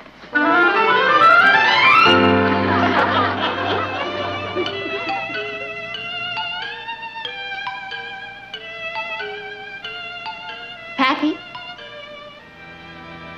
Hello, Patty? Oh! I'm sorry, I didn't hear you. Captain Ahab was just going after Moby Dick, and I... You're reading Moby Dick? Yeah. I'm afraid I'm kind of a nut about it. I read it every few months. I've never seen you read it before. What's that bow and arrow for? What bow and arrow? Oh, this. I'm so used to holding it, I didn't even notice it. I'm getting ready for the archery tournament. You're interested in archery? Oh, yeah, well, I'm not out horseback riding. Gee, me too. Yeah? Oh, would you like some strawberries? I'm afraid I'm always eating them. Well, so am I. I guess it's my favorite food in the whole world. No. Oh! Wait a minute. I ruined them. Put honey on them. Honey? Yeah. That's the way I love them. No. Well, I thought I was the only one who ate them that way.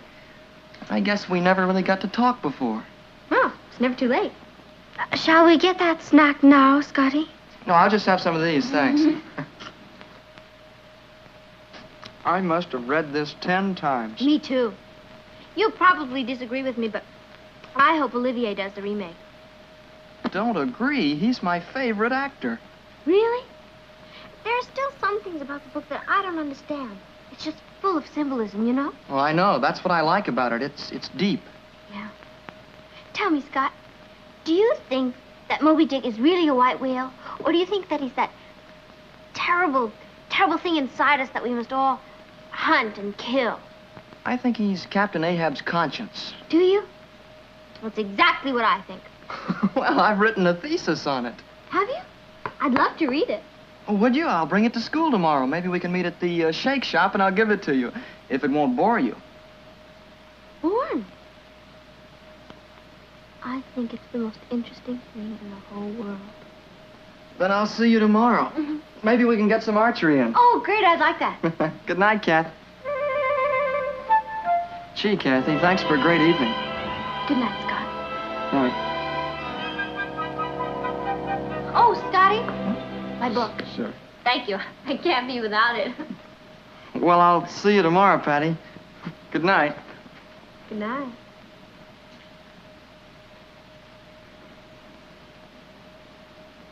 Did you have a nice time with Scotty? Yes. Did you? What do you mean?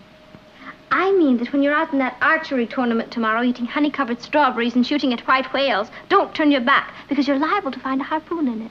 If there's anything I can't stand, it's a sore loser. More strawberry?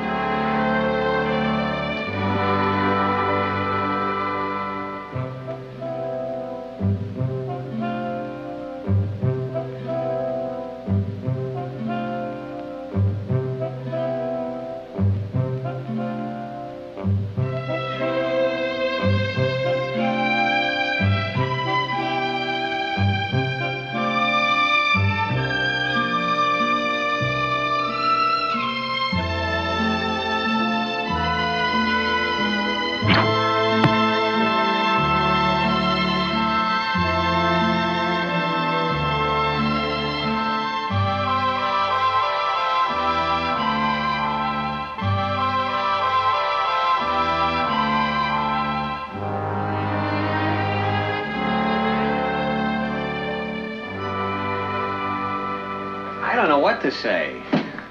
How long has this been going on? Since he moved next door. The competition is fierce. Gee, nobody ever fought over me like that. I most certainly did. I just didn't let you know about it. Oh? You want some? Well, with all the boys there are in the world, I don't see why Patty and Kathy have to like the same one. I didn't even think they liked the same type. They don't. Each of them sees different things in Scotty. Patty sees him as a handsome athlete, and Kathy sees him as an introverted intellectual. Sounds like a well-rounded boy. He's very nice. Well, how does he feel about them? Which one does he like? That's the problem. He likes them both. Sounds to me like one of them is going to have to give him up. Which one? If I knew the answer to that, I'd make myself editor of the Lovelorn column. Martin, please do something. Okay. I'll make another sandwich.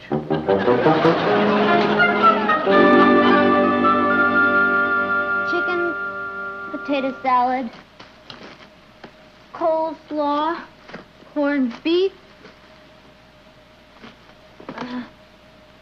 hot dogs, ham sandwiches, and soft drinks. Well, I've got my half. I wonder what he's bringing. Going on a picnic? Yeah. Yeah, as a matter of fact, I am. Scott just loves picnics. Well, have a good time. We will. Look, I'm sorry about this, Kathy. When you tangle with the master, you have to expect to be outmaneuvered. There's Scotty. He's so prompt. Another one of his admirable qualities. Gung-ho! Oh, and don't wait up for me. I'll be back late. Hello, darling. Hiya, Patty. How'd you know it was me?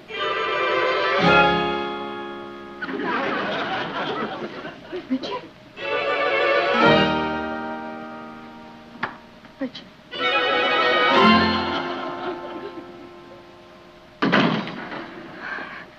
Richard, you weren't supposed to be back for another 2 weeks yet. Oh, I really missed you. Did you miss me? I knew how miserable you'd be here all alone without me. What's that? What's what? That basket. It looks like somebody's gone on a picnic. Oh, yeah, it does, doesn't it? You? Me? No, Kathy. And you and I are gonna go for a nice ride in the country. Ah, that sounds great. I'll be right back.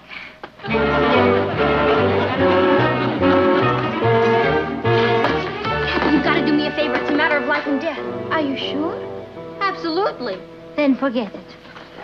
Oh, please, Kathy. I want you to pretend to be me and go on that picnic with Scotty this afternoon. Why should I do that? Because Richard got back. I could never explain Scotty to him. Look, you can keep my date with Scotty this afternoon as me, and then I can keep my dinner date with Scotty as me. I shouldn't do it. Oh, why not? You won't have any trouble fooling him. Think of all the fun you'll have at the beach. All right, I'll do it. You're very persuasive. Atta girl. Richard certainly picked an awkward time to come home, didn't he? Sure did. I'll never forget you for this, Kath. It's my pleasure. And remember, this is just the long hours.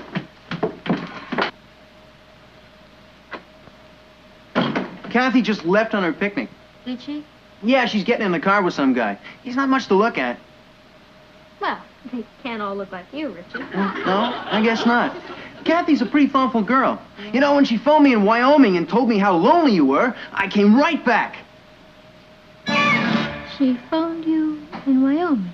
Yeah, she wanted to surprise you. And she did. She really did.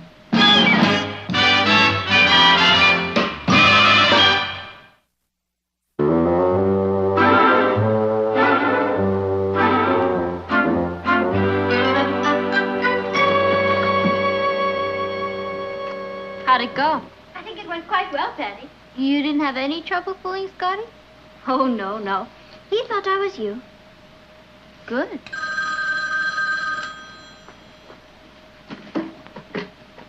Hello? Yes, this is Kathy. Hello. Tonight? Yes, I'd love to. All right, then. I'll see you at 7 o'clock. Thank you. Goodbye, Scotty. Scotty? Maybe you've forgotten, but we have a dinner date tonight. I don't think so. You don't think so what? I'm afraid you and Scott had a terrible quarrel this afternoon. We did. Mm-hmm. And I'm afraid you were really quite rude to him. I was. Therefore, I don't believe he'll be seeing you again. Well, I'd better get dressed. You know how Scott hates to be kept waiting. Bye.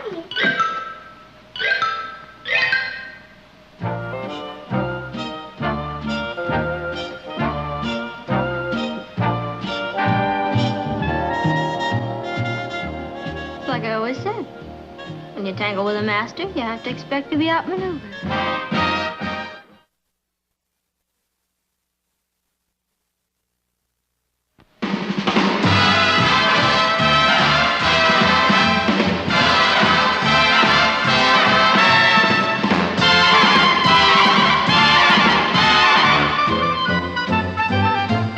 Here's Kathy, who's lived most everywhere, from Zanzibar to Berkeley Square. But Patty's only seen the sights a girl can see from Brooklyn Heights. What a crazy pair. But they're cousins, identical cousins, and you'll find they laugh alike, They walk alike, at times they even talk alike.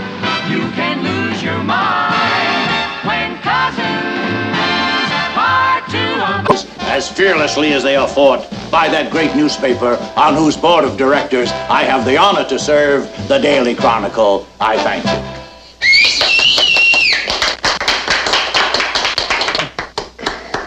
you. Well, how's the sound? Well, it was stirring, TJ. It was a fine speech, Mr. Blodgett. It was a real gas. Yeah, well, thank you, Patty. I assume that is a compliment. Well, it's even better than like wow. What did you think, Martin? Very effective speech.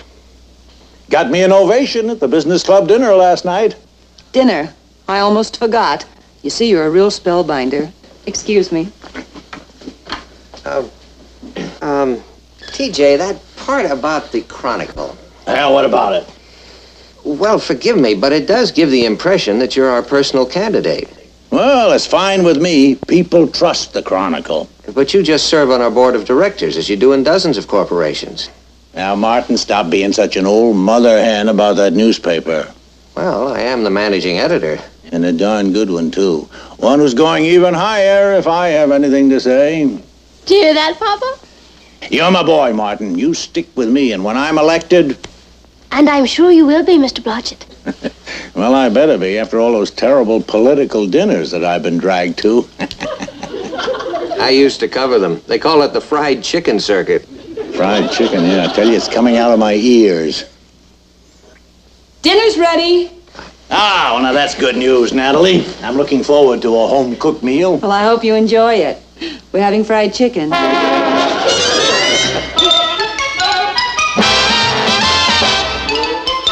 Meet Kathy, who's lived most everywhere, from Zanzibar to Berkeley Square. But Patty's only seen the sights a girl can see from Brooklyn Heights. What a crazy pair.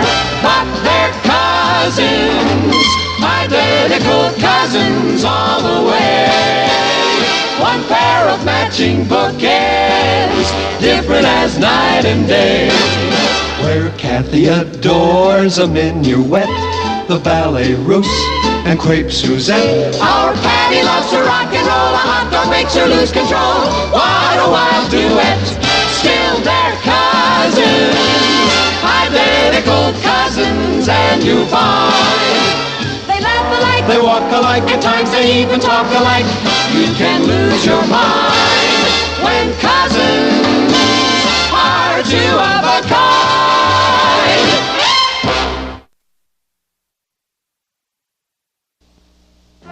And so, this November, the voters will elect a president, vice president, 33 United States senators, and 435 members of the House of Representatives.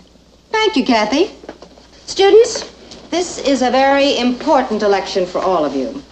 The first in which you're old enough to take a serious interest, and I hope you'll take an active part in it. How do we do that, Miss Gray? Well, one way would be to start in your own neighborhood. Pick a candidate you admire and campaign for him. Kathy and I know a man who's running for Congress this year, T.J. Blodgett. Oh, yes, I read about him.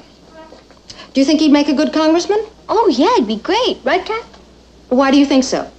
Well, he made a campaign speech right in our living room. It was terrific. Really? Well, how does he stand on the important issues?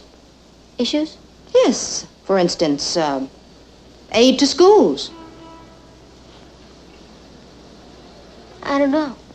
Medical care for the aged. Search me. Taxes, foreign aid, unemployment. You didn't say. Well, why are you so impressed with Mr. Blodgett?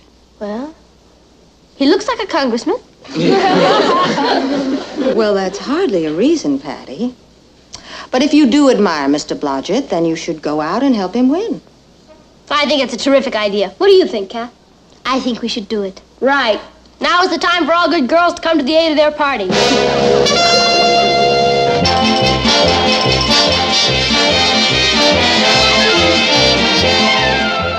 And so, Kathy and I talked it over, and we've decided we want to help get Mr. Blodgett elected. So you've decided to mount the hustings, huh? The what? Oh, that just means to campaign in an election. Oh. Well, TJ will be delighted. Is it all right with you, Uncle Martin? Oh, of course. I assume the two of you have both examined the issues and the candidates before you decided Mr. Blodgett was the man to back. Yeah. Because I'd want to be sure that you weren't enlisting because of what Mr. Blodgett said about helping me out down here at the Chronicle. It never entered my mind. Well, I'm glad of that. You really think it could help make you editor? No, Patty. And I would forbid you to campaign if that was your motive. Really, it isn't, Uncle Martin. We admire Mr. Blodgett, and we think it would be good experience for us. And it will. Lottie, if Mr. Blodgett's in the building, would you ask him to step in here, please? I can't wait to mount the hustings. Well, you realize this election is no walk-in. Now, the other candidate's a fine man. Who is he, Uncle Martin? His name is Clark Williams. He's a professor of political science at the State University. Professor? I bet he never had to meet a payroll in his life. Already, she sounds like a politician. Well, hi. Patty, Kathy, you come by to help Martin put out the sheet? Better than that, TJ. They want to campaign for you. Do they now? Then I'm practically in Washington. Can we start right now, Mr. Blodgett? You sure can. You go over to my headquarters and talk to Bill Duffy. He's my campaign manager. Patty and I would like to hear your views on the important campaign issues. Well, you asked Duffy to let you see my program. He wrote it. I'll phone Bill to expect you. Well, Martin, I'm off to the board meeting. You know, we're going to talk about what happens when Arnold retires as editor. Oh, boy. Down, Patty. Your dad's in good hands, Patty. So am I, with you two in my corner. I wish we really could vote for you. Well, now, maybe that could be arranged, Kathy. You talk to Duffy.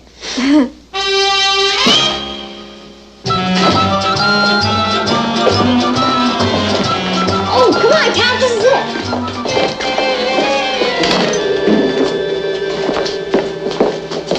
Okay, Henry.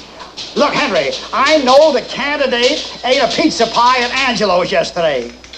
Okay, Henry, okay. You'll get equal time. Tomorrow noon, I'll bring the candidate to your delicatessen. Mr. Duffy? Yeah? Hi, I'm Patty Lane, and this is my cousin Kathy. We've come to mount the hustings. The what? To campaign for Mr. Blodgett. Didn't he call you? Oh, yeah, you're the kids. Here, start handing out these buttons. Oh, we'll be glad to. But Mr. Duffy. Yeah? I'm on the school newspaper, and Kat's a genius at English composition. So? So we thought we'd like to make a real important contribution to the campaign. You can. Start moving those buttons. Mr. Duffy. You still here? Kathy plays the piano beautifully, and I dance a little. So? So we thought that, well, maybe if you wanted us to entertain at a rally or something. Look, kid, we got a big sound truck that all day plays Frank Sinatra, Tony Bennett, and Barbra Streisand. You want to try to follow that act? No, I guess not. Okay, then, move. Mr. Duffy. What now? What now? Well, Mr. Blodgett said you'd tell us how he feels about the important campaign issues. Oh, he did? As campaign workers, I feel we should know how he stands. Okay, I'll tell you. He stands foursquare. Foursquare for what? For what he believes. What does he believe? That you should start moving those cotton-picking buttons.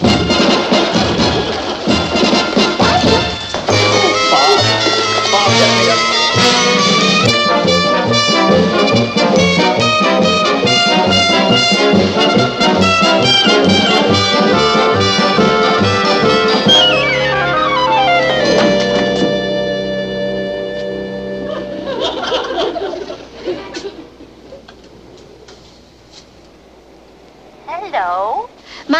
Kathy Lane, and I'd like to tell you about T.J. Blodgett, candidate for Congress. What number are you calling? SU 73564. I'm sorry, you have reached a special operator. Please hang up and dial again. Yes, thank you. Hello? My name is Patty Lane, and I want to tell you about T.J. Blodgett, candidate for Congress in this district. Are you interested? Sure. That's great. T.J. Blodgett is a man of courage, ability, experience, and integrity. Elect him, and he will fight your battles in Congress. T.J. Blodgett wants and needs your support. Will you vote for him? Well, I don't know. I'll have to ask my mommy. Hello? Hello, my name is Kathy Lane, and I'd like to tell you about T.J. Blodgett. Who? T.J. Blodgett. He's running for Congress in this district. In this district? Are you sure? Oh, yes. I am speaking with William Smithers of 14 Oak Street, Brooklyn. If you got a wrong number, I'm Ted Bauer. I live in Seattle, Washington. Seattle? You better dial again. Yes, I will, thank you. Kathy, I like your voice. Tell this Blodgett guy if he decides to run in Seattle, I'll vote for him. Bye.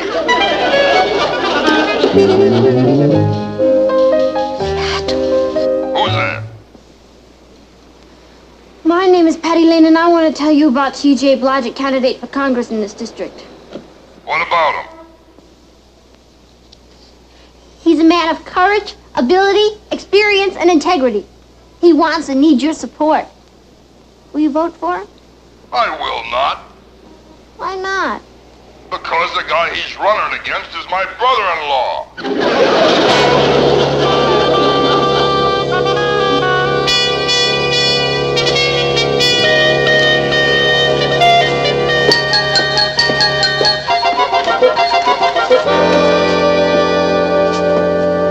Get your buttons, vote for Blodgett. Blodgett is a people's choice. Get your buttons, vote for Blodgett. Good evening, ladies and gentlemen. My name is Clark Williams. Clark Williams. That's Mr. Blodgett's opponent. Get your buttons, vote for Blodgett. He must be holding a rally in there. Let's go heckle him.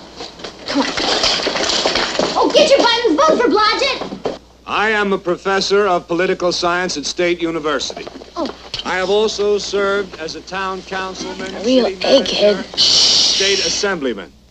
And during the post-war occupation, I was a lieutenant colonel on General MacArthur's staff, helping to bring democratic government to the Japanese people. Did you know that, Betty? So what? So he's been to Japan. My opponent, on the other hand, is a highly successful businessman who has never held any public office. Now let's see where we both stand on the issues. I favor more schools, more hospitals, and foreign aid to needy nations, and jobs for the unemployed. I agree with that. Yeah, so do I. And you know something? It's kind of cute. My esteemed rival also supports these measures, but he has simultaneously called for lower taxes, reduced spending, a balanced budget, and an end to what he calls coddling by government. Now, friends, I ask you, how can we build more schools and hospitals and homes while spending less money? He's right. How can we? Don't ask me. Oh, why don't we go see Mr. Blodgett? You're right. He'll know. Come on. How's the tie? Tie's great. Let me the button. Oh, the collar. You look great, TJ.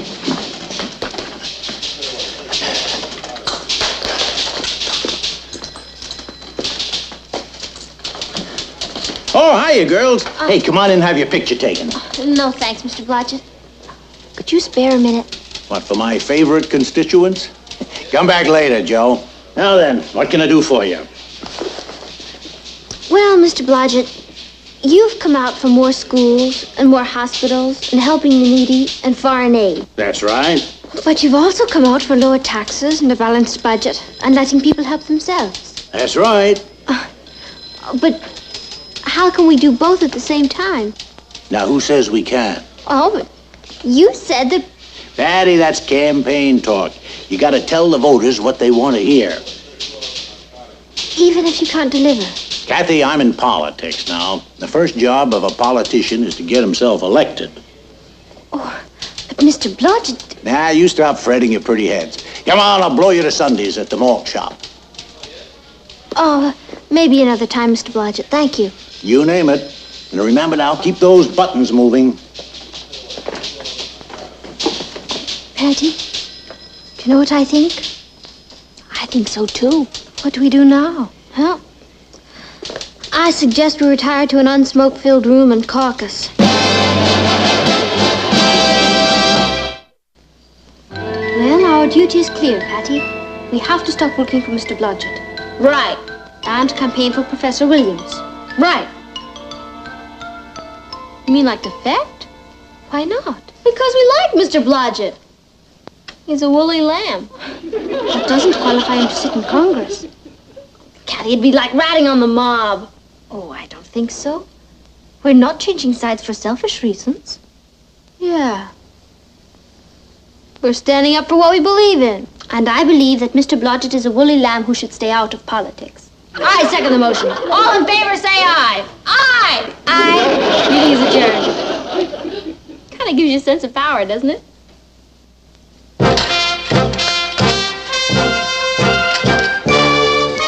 Vote for Clark Williams. You'll be happy you did. Vote for Clark Williams. We need him. Thank you. Well, hello, girls. Hi, Papa. Gee, you never stop, do you? I hope TJ realizes what you're doing. Heaven forbid. Hello, Kath. Hello, Uncle Martin. Well, what's the latest message for the people? Oh, it's same old stuff, you know. Well, let's see. A vote for Clark Williams. Clark Williams? Yes, Uncle Martin. He switched to Brand X. You're not angry, are you, Papa? Oh, of course not. It's an old American custom. Thank you, Uncle Martin. When all this happened? Well, we finally did what you told us to. We examined the issues and the candidates and took our stand. Good for you. Did you break the news to TJ? No, we just stopped coming around for buttons. Are you sure we did the right thing, Uncle Martin? Following the dictates of your conscience? Absolutely. I knew you'd say that, Papa. What was that line from Shakespeare you used to quote to me? To thine own self be true. To thine own self be true. He was a pretty wise fella, you know. Yeah. Well, we better get on home. Okay. Vote for Clark Williams! And TJ has no idea. None? What'll happen when he finds out? Nothing at all. He'll be furious. Nonsense. He's way ahead in the polls. Come election night and he's a winner, TJ will just laugh and forget about it. Huh. Mama, Papa, wait till you hear the news. I'm not sure I want to. What happened? Miss Gray, our civics teacher, was asked to choose 2 kids to represent our school on the TV panel show Youth Must Be Heard. And she picked me and Kathy. That's wonderful, Patty. Congratulations. We interview all kinds of famous people and ask all kinds of questions. Oh, yeah, I've seen the show. What's the topic this week? The congressional election in our district. I'll be quizzing Clark Williams and Mr. Blodgett. Imagine!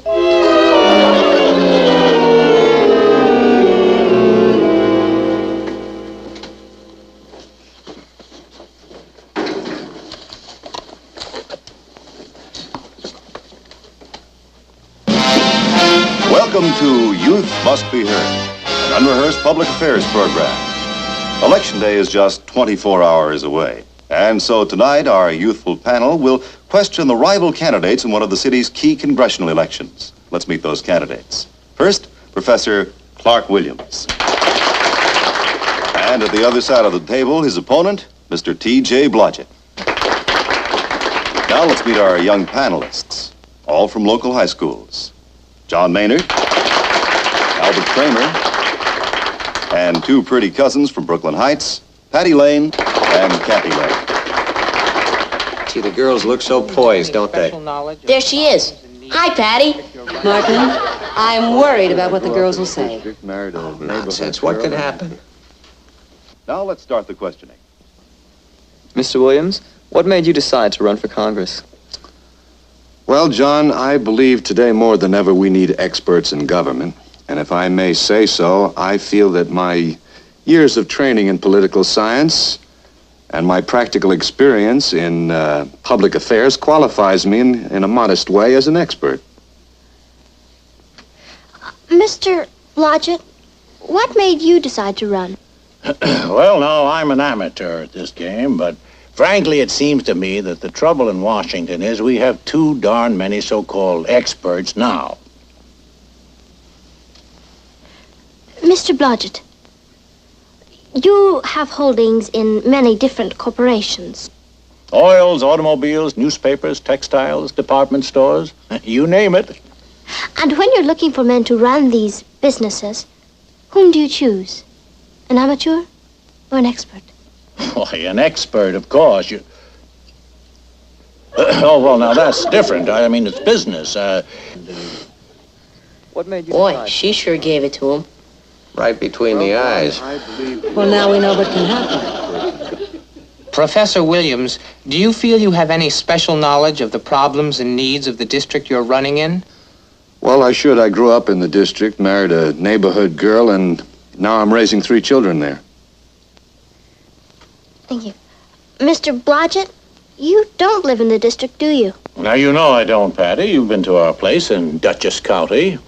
Oh, yes, it's a beautiful estate. Acres and acres along the Hudson. That's right. I'll bet it's almost as big as this congressional district. Well, it could be.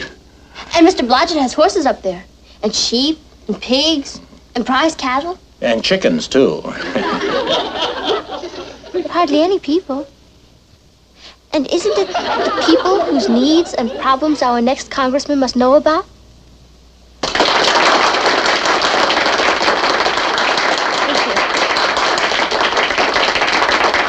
Tear it off, Martin. I can't look. That my years of training in political science.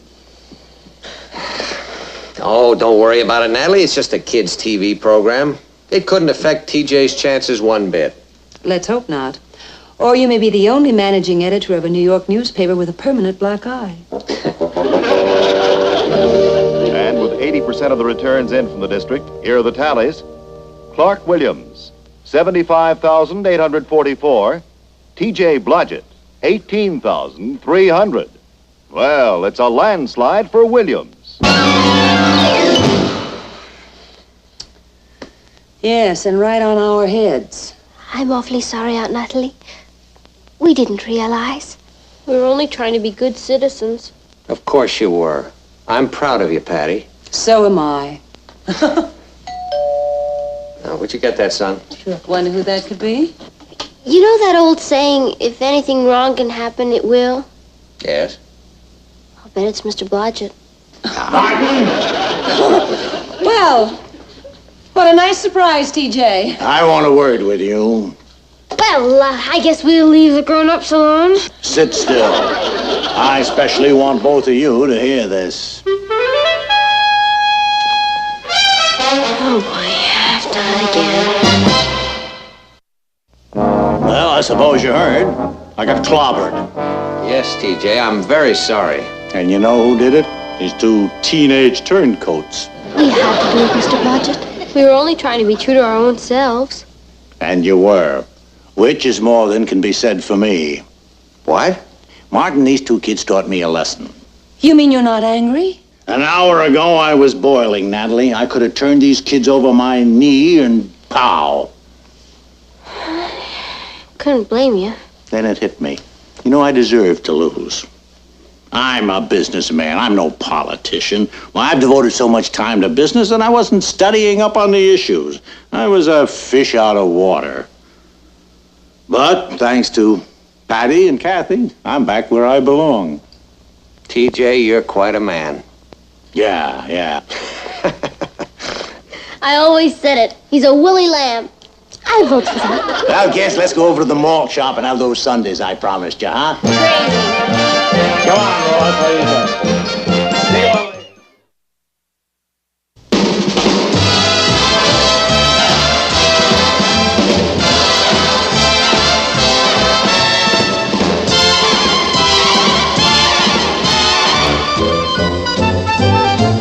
Here's Kathy, who's lived most everywhere, from Zanzibar to Berkeley Square. But Patty's only seen the sights a girl can see from Brooklyn Heights. What a crazy pair!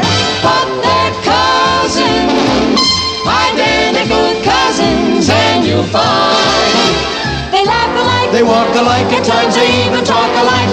You can lose your mind when cousins are two of a...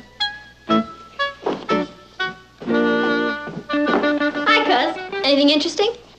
It's a letter from my father, Patty. How is Uncle Kenneth? He's fine. He's in Geneva covering a UNESCO conference. Twisty. Anything for me? I believe there is, Patty. Probably from the White House asking my advice on the economic situation. Thank you. Boston. I don't know anybody in Boston. It's from Kip.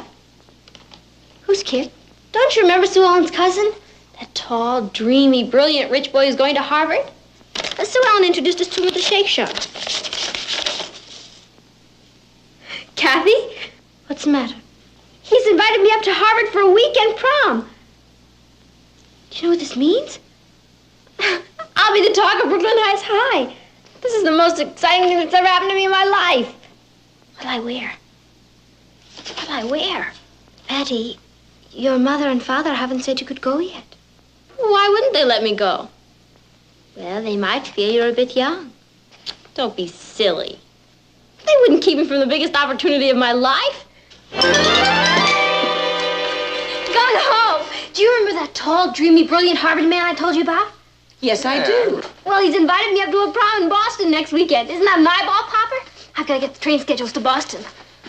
Boy, he must be desperate. Patty, Yes, Papa? you better find out if they know the train schedule's 2 years from now.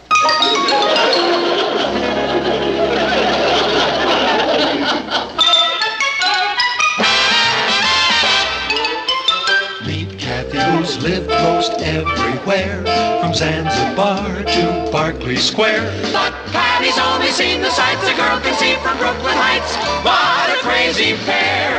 But they're cousins, identical cousins all the way.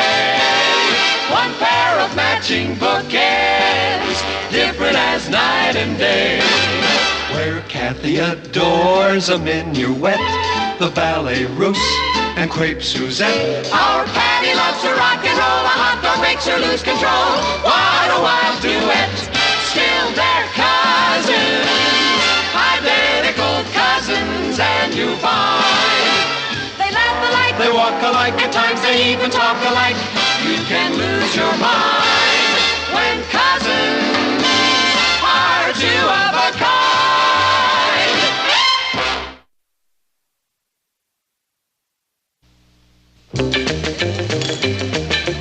Imagine my own mother and father keeping me from going to a prom at Harvard. It's prehistoric. If they hadn't stopped you, I would have. I don't want you going to any other dances with any other guys. And I'll tell you something else. The next time I see that guy, I'm going to punch him right in the nose for asking you. And you can pay for your own ice cream.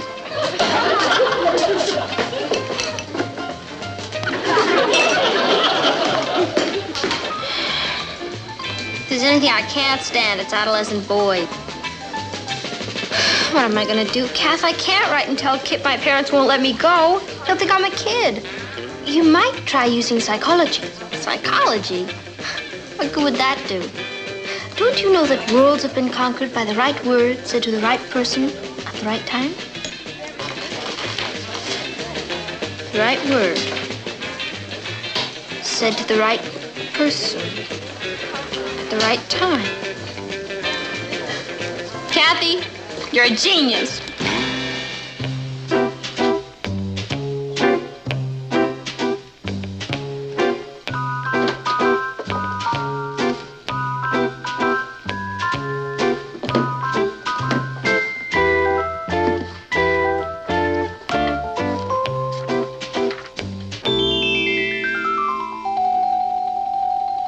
when is dinner going to be ready?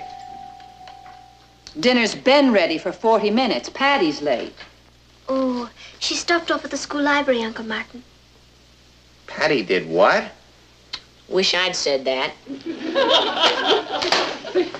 know, she has absolutely no sense of responsibility. I think it's time you had a little talk with her, Nat. I intend to. My dinner's probably ruined.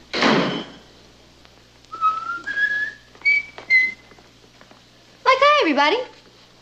Like, hi yourself. Do you have any idea how late you are, young lady? Yes, and it's absolutely inexcusable. I'm sorry to have been so thoughtless. I mean, you have enough on your mind running the household as brilliantly as you do without having to worry about me. I'll try to be more thoughtful in the future, Mom. Well, that's all right, darling. You're not very late. But in the future, Patty, And I'm sorry to have kept you waiting for your dinner, Popo. After the kind of day you put in at the office, you have a right to expect your dinner on time. Well, I guess it won't hurt me if it's a little late once in a while. Thank you. Why don't we eat before she talks us out of it?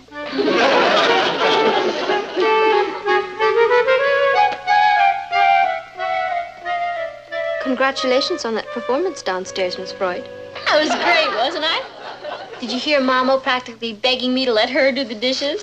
You almost had me hypnotized into doing them. Really, though, Patty, this is nothing to fool around with. I'm not fooling. I mean it. It's incredible.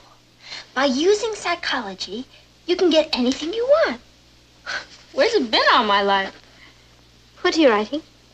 A letter to Kip accepting his invitation to the Harvard dance. Accepting? Patty, your mother and father said you couldn't go to the dance. That was BP. BP? Before psychology.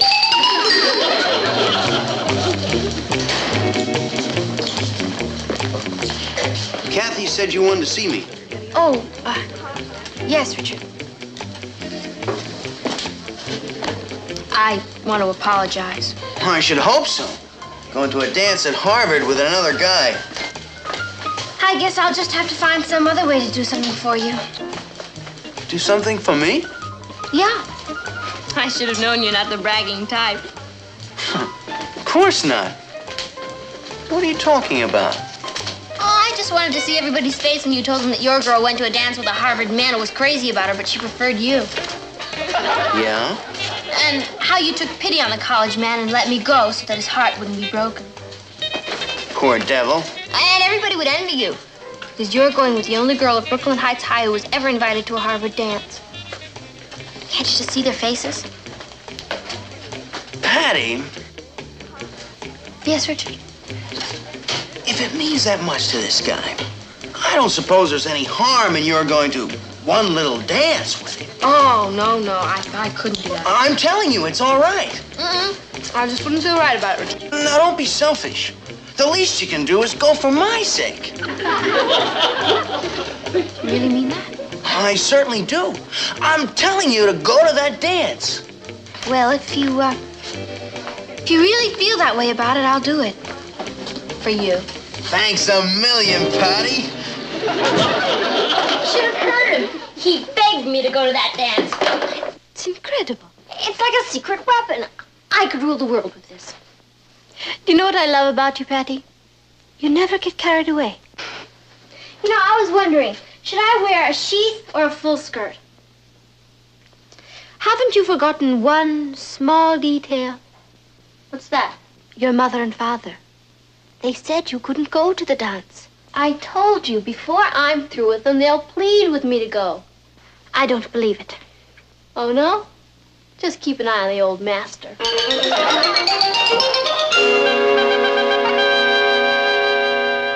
Martin, this apple looks more like an orange. Maybe you've invented a new fruit. Are you ready, Patty? Oh, I'm not going, Kathy. You run along without me. But everyone's expecting you. Will there be a big crowd there?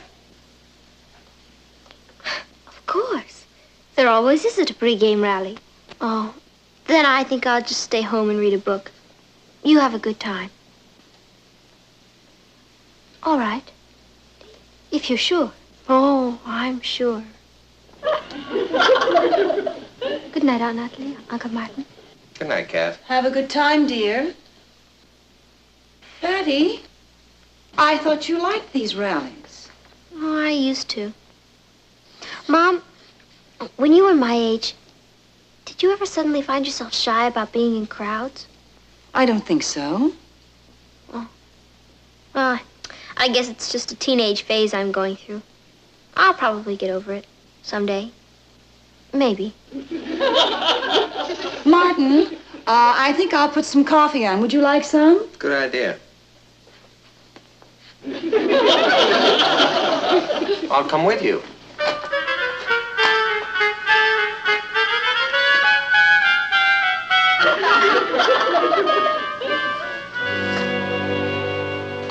I knew something was wrong. Patty hasn't been out one night this week. I'm worried. Well, you heard what she said. It's just a phase she's going through. I don't like it. She didn't go to the shake shop with the kids after school. Yesterday, when they went bowling, Patty stayed home. Now that I think of it, she has been avoiding crowds. Why, that's not like Patty. No, certainly isn't. Well, what are we going to do about it? Why don't you just leave her alone? Oh, we have to help her get over this. Well, how? By making her go out. You can't force her to go out. Oh, we won't force her. It should be something that she wants to do. Do you remember the Harvard dance that she wanted to go to? Well, maybe we could let her go to that to sort of break the ice. I thought we decided we didn't want her to go to that. Would mean a whole weekend away from us. One weekend won't matter. Besides, she'll be very well chaperoned. Wait a minute. I mean, what if she doesn't want to go? Well, she just simply has to. Martin, there are times when a parent must do the thinking for a child. We just won't take no for an answer. Come on.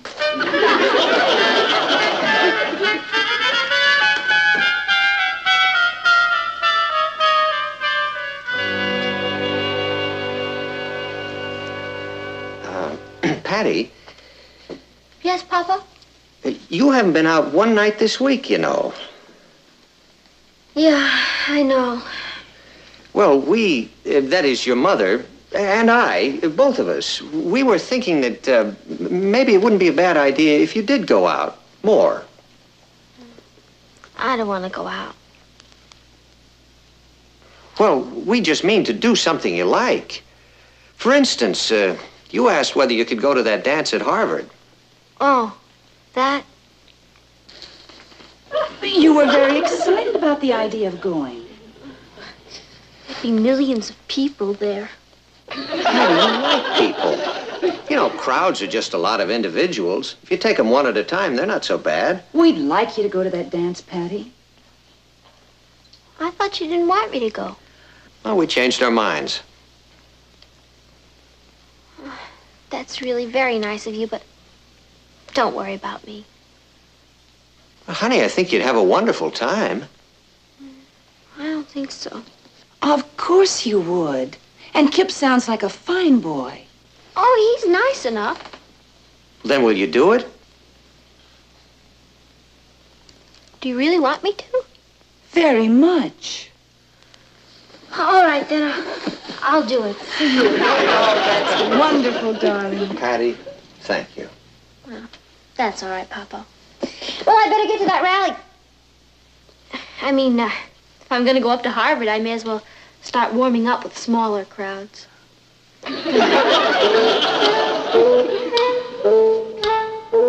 We did it. Natalie. Yes, dear? Oh, nothing. That was just a crazy idea that occurred to me. What idea? Forget it. That's just my suspicious nature. That's what happens when you've been a newspaper man all your life.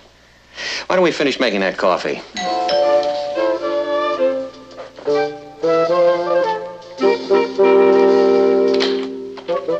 Telegram for Patty Lane? Yeah, I'll take that. Will you sign here? Thank you.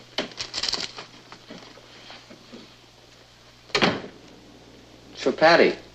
Well, I hope nothing's wrong. Oh, it's one way to find out.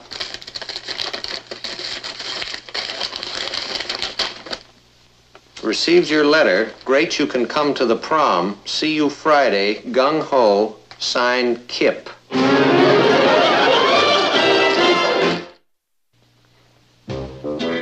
I don't know about you, but I feel like a puppet on a string. We should have caught on when she talked about being shy around crowds. Patty's about as shy as a Sherman tank. She must have written Kip days ago accepting this invitation. She was pretty sure of us. Martin, what are we going to do about this? Well, how do you make the punishment fit the crime? As far as I can see, the only thing she's guilty of is outsmarting us. She wanted to go to that dance, so she used psychology to get us to ask her. I have to admit, that's pretty bright. Well, I would have felt better if she had just come out in the open and asked us. Well, she did. Remember? We said no. So we did. Well, now what? Do we just forbid her to go? How can we? We talked her into it. Anyway, I have a better idea. I took a little psychology in school myself. Good morning, group. Morning, dear. Morning, Patty. Morning, Patty. Kathy tells us you enjoyed that rally last night. Yeah, it was it was all right. There were an awful lot of people there. Well, there'll be a lot of people in Boston, too. But you'll be fine. I'm going to try. Oh, good for you. It's a lovely city. You'll meet a lot of boys up there. A lot of them will be looking for wives. Just don't come back engaged. Me? Don't worry about that. That's just what my cousin Fran said when she went to a prom at Harvard. She was just about your age. What happened, Dad? Well, her date sent his roommate to pick her up at the railway station. And it was love at first sight. She never even got to the prom. He swept her right off her feet. They were married that night. Those Harvard men are pretty impulsive, aren't they? Oh, they are. When I was in high school, my best girlfriend got invited to a Harvard prom. I never saw her again. What happened to her? Oh, the Harvard men just swept her off her feet. She had 3 proposals of marriage. Oh, poor Tilly didn't want to get married, but they just wouldn't take no for an answer. Oh, they're very persuasive up at Harvard. You know, I can remember the first weekend I spent away from home. I was just about your age, Patty. Were you excited? Very. Oh, you'll be a little bit nervous at first, of course. You'll be all alone among a lot of strangers. Well, actually, you won't really know anyone. Except Kip, of course. I only met him once. And you'll be sleeping in a strange place in another city, away from your home and family. Do you know what really surprised me when I got home from that first weekend? Everything seemed changed. It was as though I'd been gone for a couple of years. Even the house looked smaller. I'm only going to be gone for a weekend. And it'll be a marvelous weekend. We have to think about what you're going to wear. Perhaps we should buy her a new dress. Something that'll sweep the men off their feet. Mom? Yes? Let's not make me too irresistible.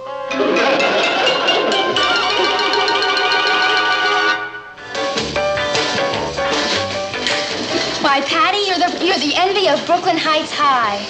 That's great. All the girls are green. Hey, do you think you could get a date for me up there? I'll talk to Kip and see what he can do. Just don't let Kip get you in the moonlight. He has a great line. He has? Sure. But he's a living doll. He's your cousin, isn't he? Uh-huh. If he weren't, I'd marry him myself. Who said anything about marriage? Yeah, a college prom is a great place to meet men, isn't it? Let's face it, you're not traveling up there to see Boston. Sue, maybe I'm a little young for Kip. Don't worry. He'll make you feel older. Oh.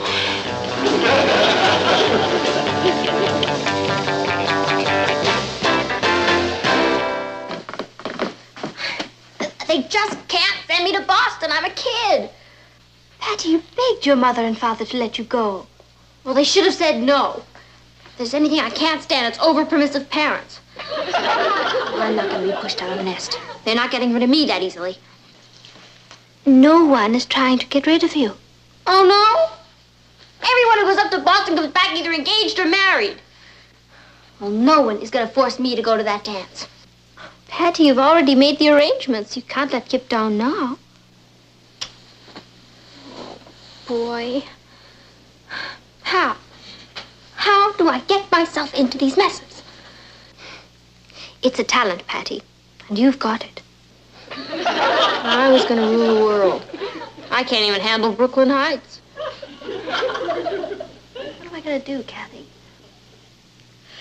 Why don't you consult an expert? There's one in the next room.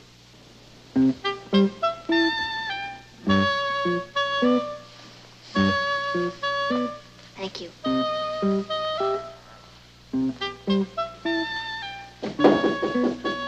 Come in. Can I talk to you a minute, Papa? Yeah, sure.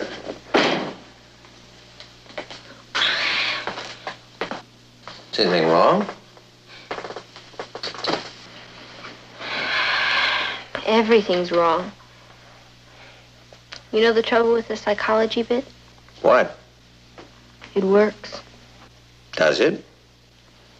I don't want to go to Boston. Because you hate crowds? No, sir. I just said that so you and Mom would make me go to the dance. I'm afraid I wasn't being very honest. I'm sorry. I got carried away again. You know, Patty, there's nothing wrong with psychology. You can use it to make people feel better or to make things go smoother. But it's only when you start using it deliberately to manipulate people that it becomes dangerous. It's a very strange thing. When you start using people to get what you want, you usually find out that what you've got isn't what you really wanted after all. I understand. It won't happen again. Well, glad to hear that. I came in to see if you knew any way that I could get out of going to the dance. Oh, yeah, I think there is.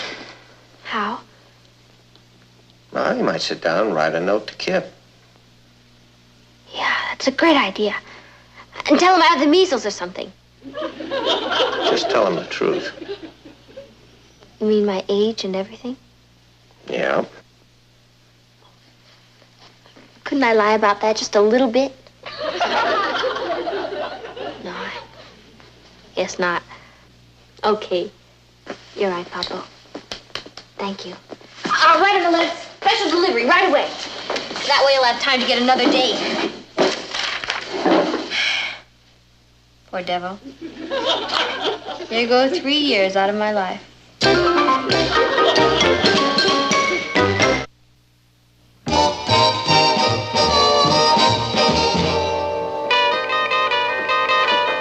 Martin, does this look like a banana to you? Sure it does. Which one? Thanks a lot. F-R-U-G. Patty, that's not the way you spell frog. Frug. Frug. It's a dance, not an animal. Psycho. And I'm out. Congratulations. That's 17 in a row you've won. I'll get it. That's all right. I'll beat you next time. Papa, Mm-hmm. can I have an advance on my allowance? No. Can I go to the movies tonight? No. Can I have that new dress I wanted? No. Isn't it great? The word no doesn't bother me at all anymore. I feel like a new woman since I've sworn off psychology. So do I. Hi, Rich. Never mind the high rich. I've been thinking it over, Patty. You're not going to that dance at Harvard. Oh. And don't think you're going to talk me into it.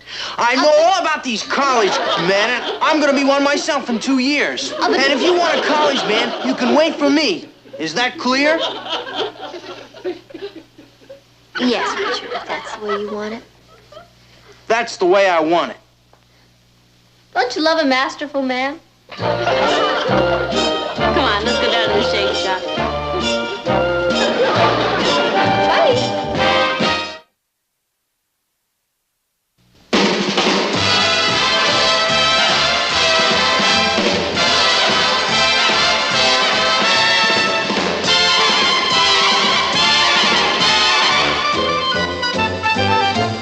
Here's Kathy, who's lived most everywhere, from Zanzibar to Berkeley Square. But Patty's only seen the sights a girl can see from Brooklyn Heights. What a crazy pair!